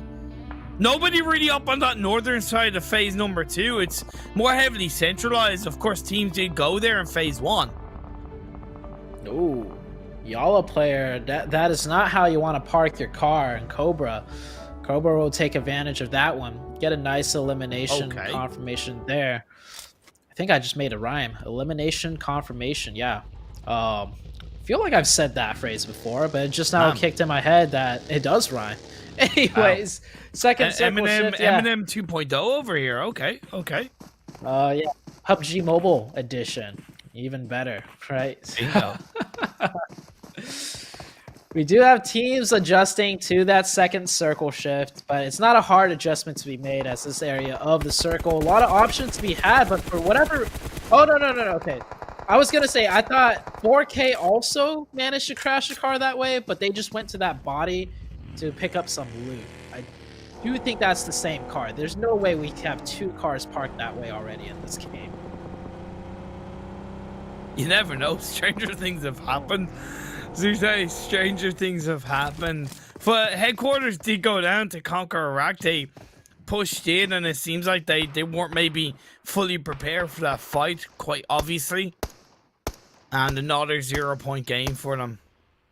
Again, continues to fit the narrative that we've highlighted after a couple of games. They're just not able to get the job done. Phase 3 about to pop up. Lumberyard isn't really heavily prioritized, other than kind of Rad, who have a good split.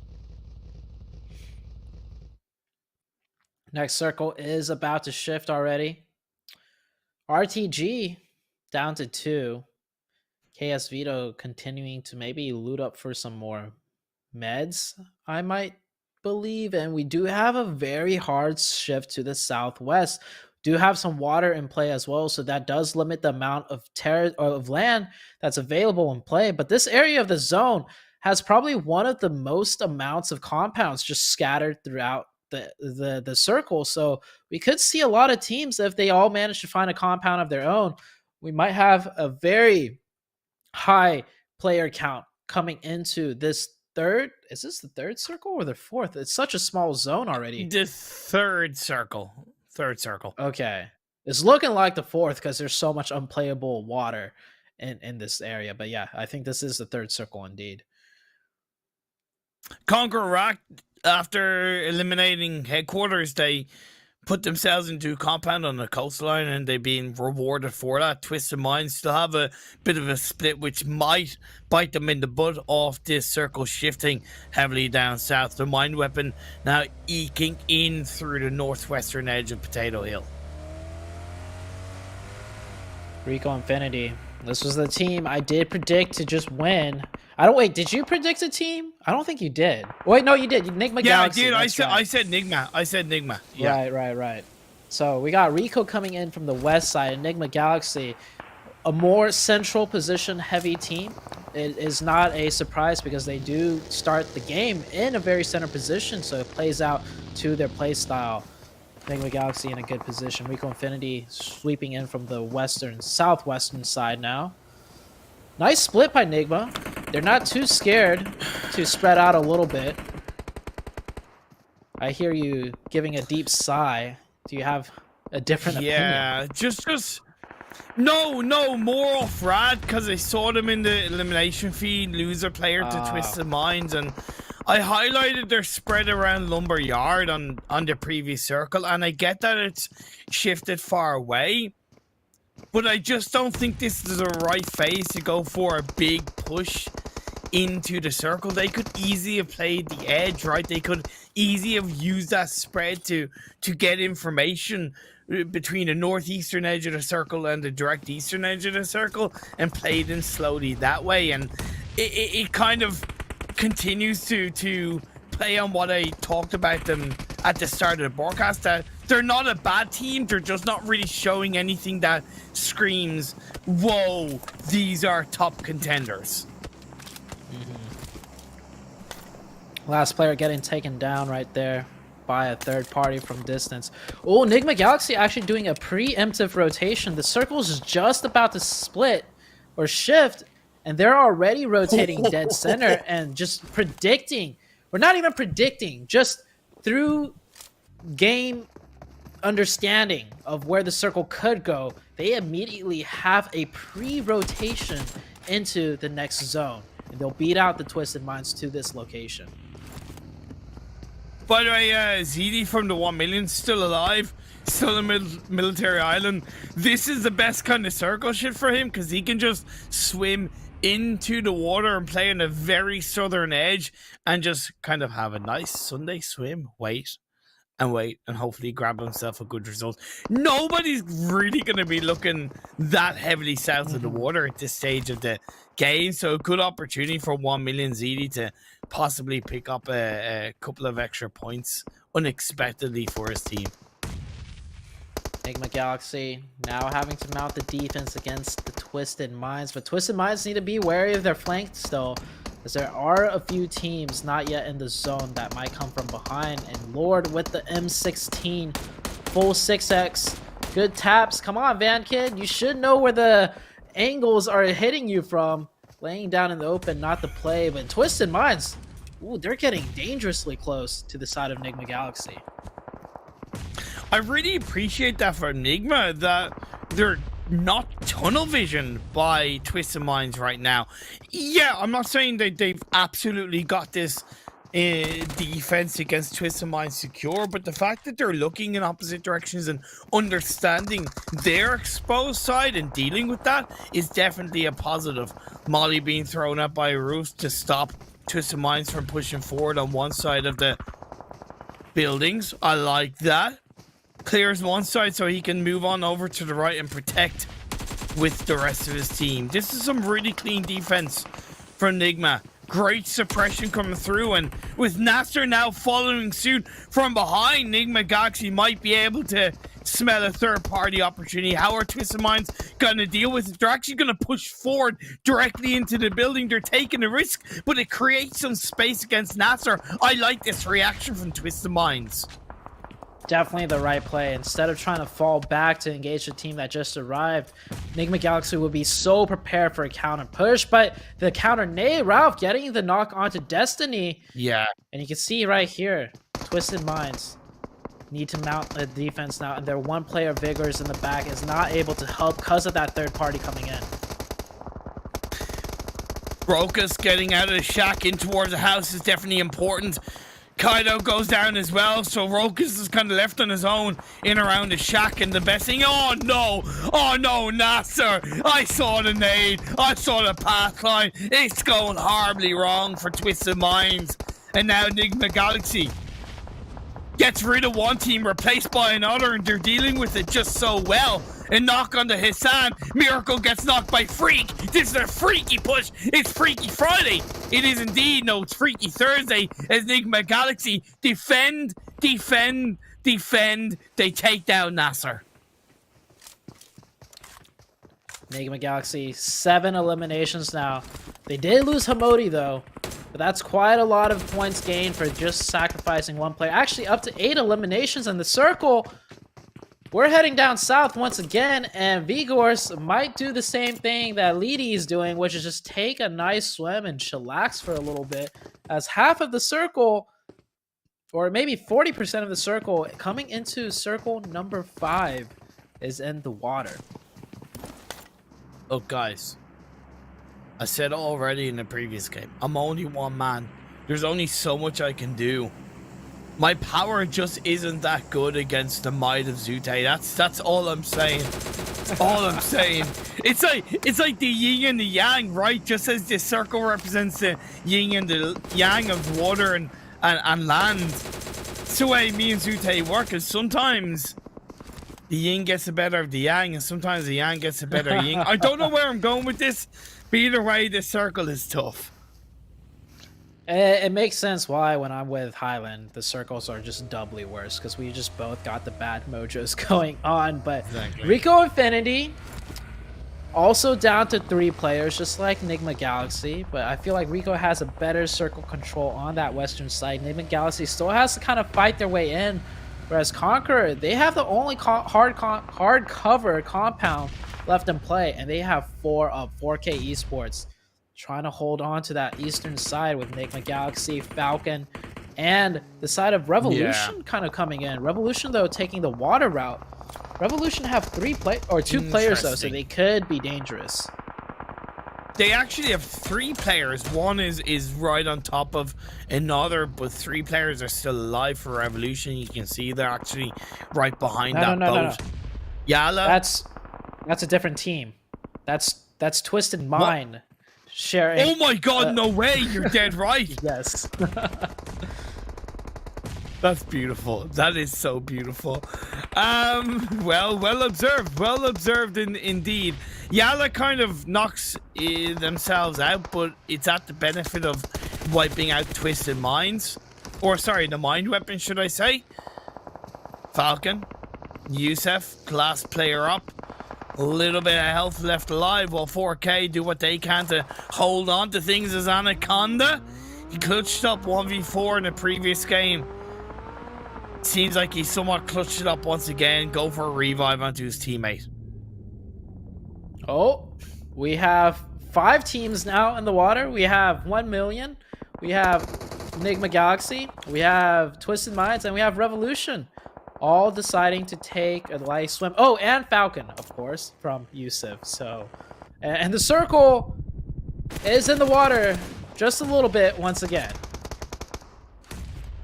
Mortal, I thought he was down, but he was able to grab a vehicle and join up to get the revive on his teammate, and they're in the circle. But the elevation point from CONQUEROR, even though they have to move out of this position, is just hurting all of these teams so much, especially 4K. Twisted Minds are down. Revolution are down.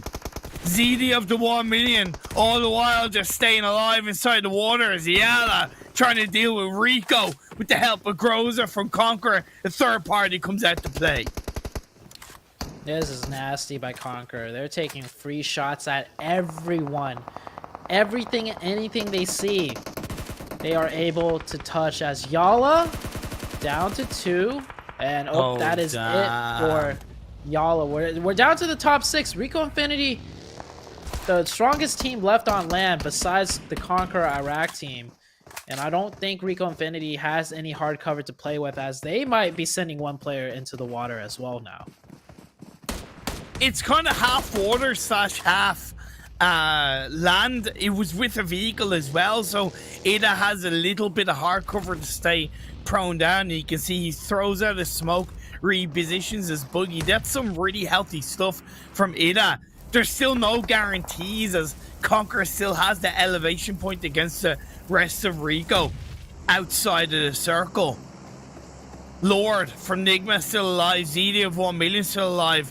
Yusuf from Falcon still alive, as 4K also have 2 players up.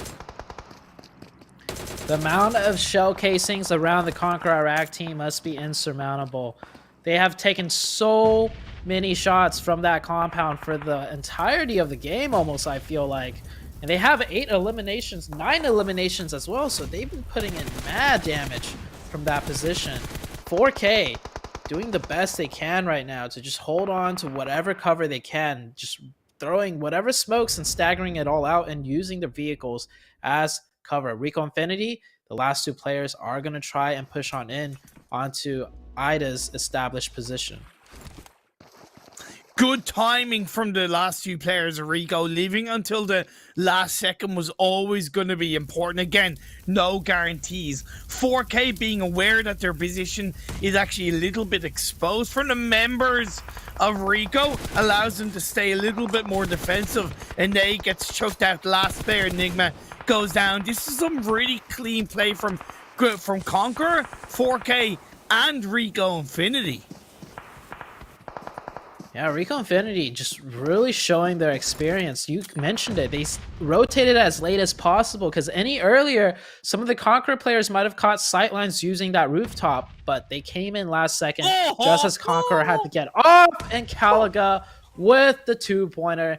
That's a clean wipe by the grenade side of CONQUEROR Iraq. You could say that's a little bit of sweet revenge, considering what Anaconda did to CONQUEROR Iraq in the Miramar game. So I'd say CONQUEROR Iraq feels very good about that. We get into our final 3 teams. ZD of 1 million. Being put down as a solo earlier on. He clutched up in the previous game against both Rico and NASR. And now can he opportunistically third party to get a second chicken dinner from his side? I'd love to see it happen. What a story to be told. Zidi gets a knock on the SK done. Is it being done again? Unfortunately, in my eyes, it's the wrong team, the wrong player to take down, because now all we see is a 1v4. But what a way for 1 million to secure themselves a second place. What a back-to-back strong result for 1 million, as CONQUEROR are going to close out, dominate this game with a hell of a lot of chicken dinners on, with a hell of a lot of eliminations on board. CONQUEROR Iraq close out the game. Oh, it looks like both our predictions are wrong, but a great game for CONQUEROR Iraq. Definitely getting the circles in their favor, but they took great advantage of it. I think they finished off with 14, maybe 15 eliminations. And CONQUEROR Iraq, they were coming into this week's Super Weekend, I think, second place overall, or they were second place overall at some point. Or something like that? Yeah, at some point throughout the tournament, they were second overall. And it was the team that, you know, I really started noticing coming into week number 2 and coming into week number 3 now into the Super Weekend. That trend just continues to go up. So I know we're not at the finals, but I really do like to make some predictions and juice it up, right? I think CONQUEROR Iraq, once the points reset back to 0, Conqueror Iraq could be, one of the teams in the top 3, if not the first place team, once all things are zeroed back down. Yeah, that's a fair assumption. On a side note, correct me if I'm wrong on this, but I don't think the points actually reset to 0. I think there is a set amount of points carried over from the Super Weekend overall standings to the league finals. I don't know for sure, and it's something that we will look to confirm, but just as a speculation standpoint, to maybe spice things up leading into the league finals, I think that does make an impact on where these teams finish in the Super Weekend overall. So that's just something to think about. Either way, your call, your bold prediction per se on CONQUEROR, I fully echo that. I fully support that. What a way for them to close out day 1 of Super Weekend 3. Yeah, great win for them. This is one of the teams that also have a few chickens under their belt, so they're kind of familiar to, winning that prize money, so to say, from each chicken.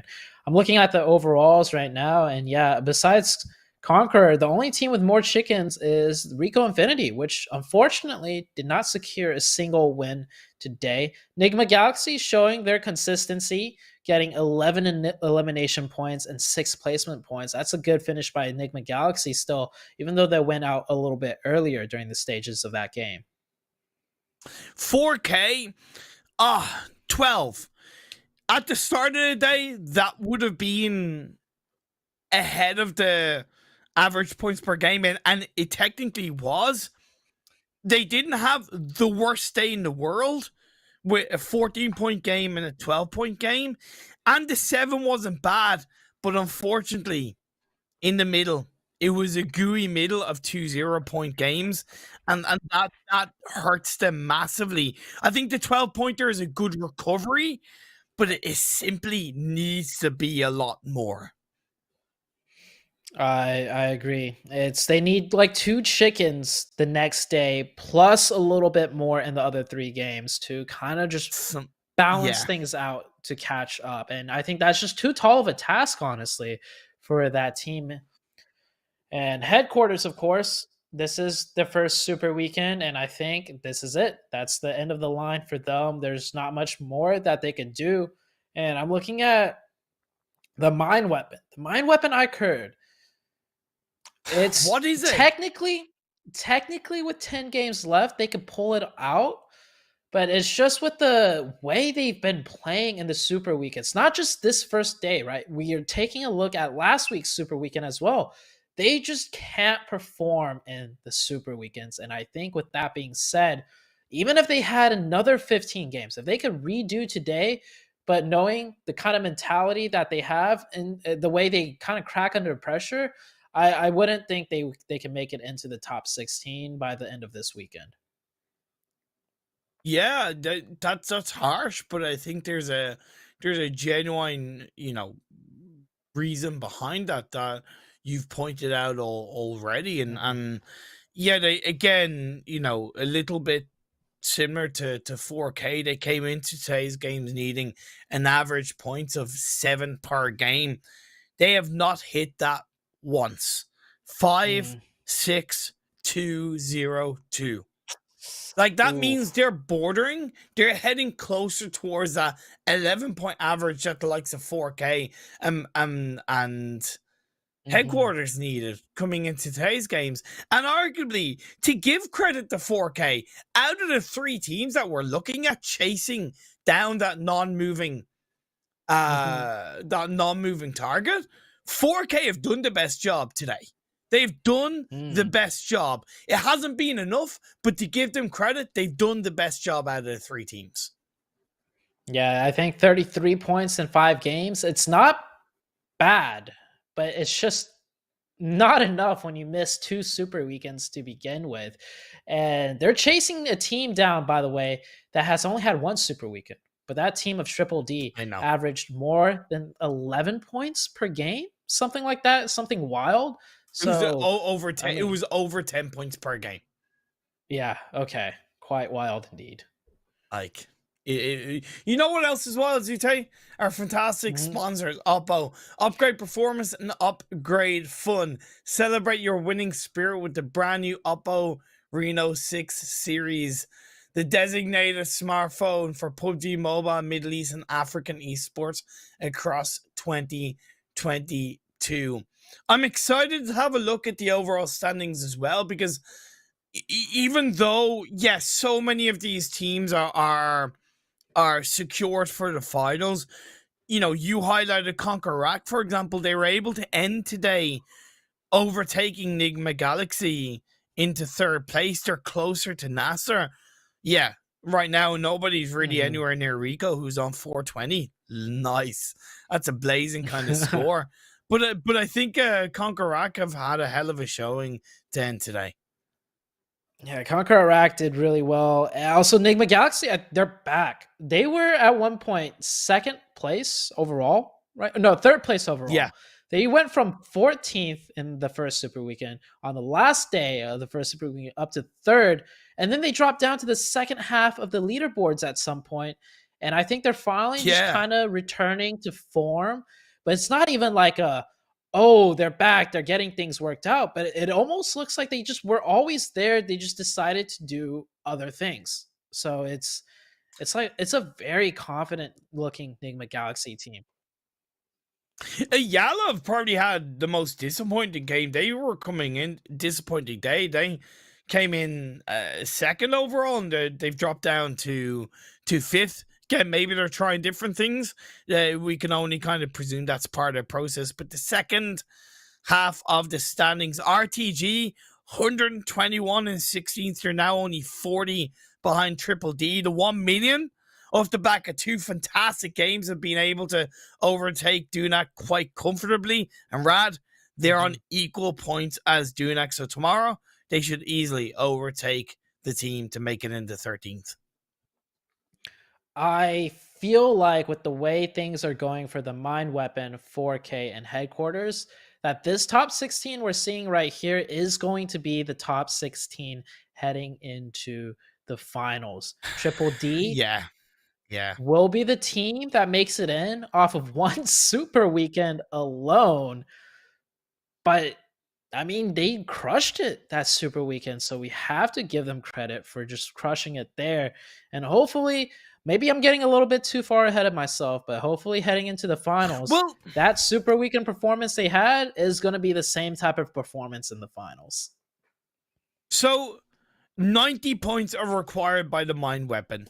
So 90 points over 10 games is a 9-point per game average. That really isn't, that genuinely is not outside the realms of possibility for any team. For any team. So we need to really kind of continue to kind of get behind that narrative per se, and really get behind that. And again, to kind of compliment 4K, it's there. I see it from 4K. I see it from 4K more than I see it from Mind Weapon. So I kind of, for the sake of the excitement, for the drama, I don't want to say the top 16 now is the top 16. I'm behind 4K. I'm behind Mind Weapon. Come on, guys. I agree with you from the sense of, yes, fundamentally, 10 games left, an average of 9 points per game, it is doable. We've seen teams be able to do this.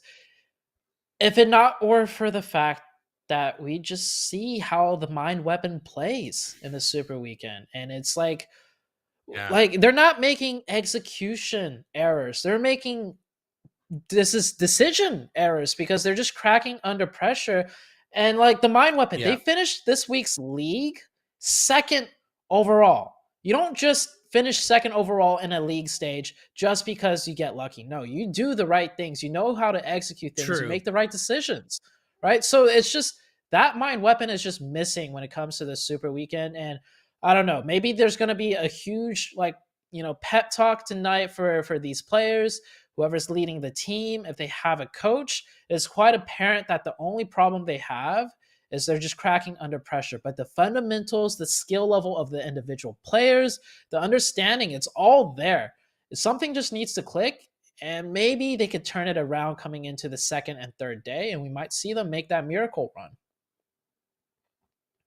I hope so. You've hit the nail on the head in my eyes. The psychological aspect is always has and always will be so important in competitive gaming and competitive PUBG, and I think this is a really big prime example of that.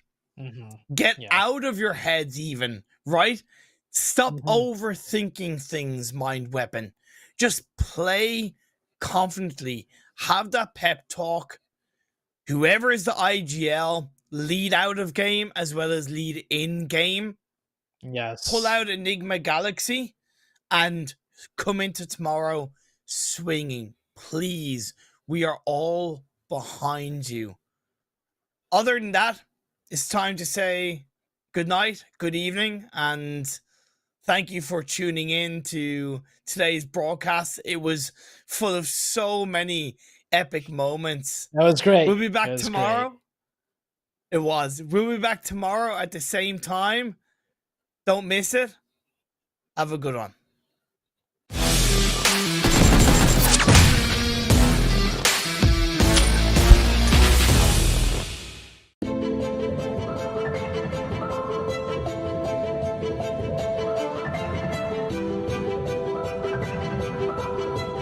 Hi, I'm one of those people everyone calls a detective.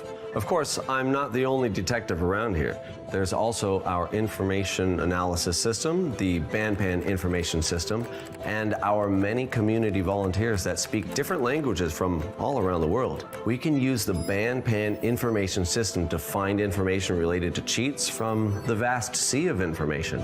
We will use a combination of the system and manual methods to search various online forums and video sharing sites for traces of cheating.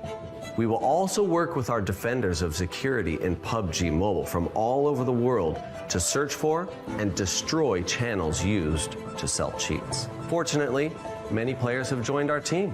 We also provide players with a channel to report the sale of cheats, and players from all over the world provide us with information every day. We are so happy to see so many players helping us to combat cheating. I am a moderator and an information collector. I'm a moderator of many game forums. I am familiar with how cheats work and how they end up in players' hands. I'm very aware of the harm caused by cheating. So I've decided to help combat cheating. Due to our efforts, the information of many cheats is no longer brazenly posted online. Instead, they are hidden very deeply and disguised as unrelated posts. But that's not enough for them to escape my eyes. Many people have the misconception that cheats are like bugs and that they'll disappear once they've been dealt with. That's not how it really works though. Even if all the features of the cheats are banned now, the creators of the cheats will continue to upgrade their cheats. They will do anything they can to get around our security system. That's why we combat the newest cheats from two different fronts. We work together from the inside and the outside to effectively cover all types of cheating and combat them quickly. Although this is just a game, everyone likes those who follow the rules and play fairly. What makes games fun are the things that make us feel nervous and challenge us. It is because victory was hard-earned that we feel joyful about it. We make several copies of samples of cheats.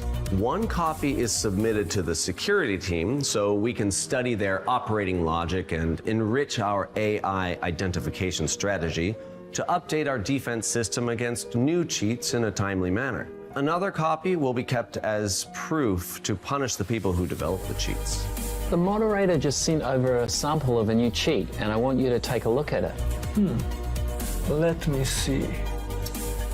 We've never seen this cheat before. It has a special way of attacking. We just analyzed it and identified some of its characteristics. I think we can use this cheat's behavior to improve our coverage of other cheats. I understand how it works now. This sample is very helpful to us. We can use this to develop more targeted countermeasures. And by learning how it functions, we can greatly improve our sample database. Okay, let's get to work. Yeah. Other than combating cheats through the system, we also want to attack the origin of cheats through other methods. When it comes to people who develop cheats for profit, the legal approach is a good one. We have a professional legal team, and we believe they can bring these people to justice. But before the legal team can initiate a lawsuit, they need sufficient information and evidence to win the lawsuit. This is where the information we provide becomes especially important. What detectives and I do best is to sift through unassuming clues, tracing matters to the roots, to find information and clues. The more information we have, the closer we are to victory. We received some exciting news today. Our legal team won lawsuits in the United States of America and Germany. That's great news. Let's open a bottle of champagne to celebrate. Hang on. Let's not celebrate just yet. In the lawsuit, the defendant provided even more information about the team that developed the cheat. It looks like we're going to be very busy over the next few days. Yes. In 2021, we retrieved more than 10,000 samples from various channels, and more than 30% of them were valid samples. It's also worth mentioning that many sellers of cheats online are scammers. They won't give you any cheats. They will even hide some viruses in the files they give you. It's a good thing we have our testers and our security experts. If not, our ordinary players would be in a lot of danger.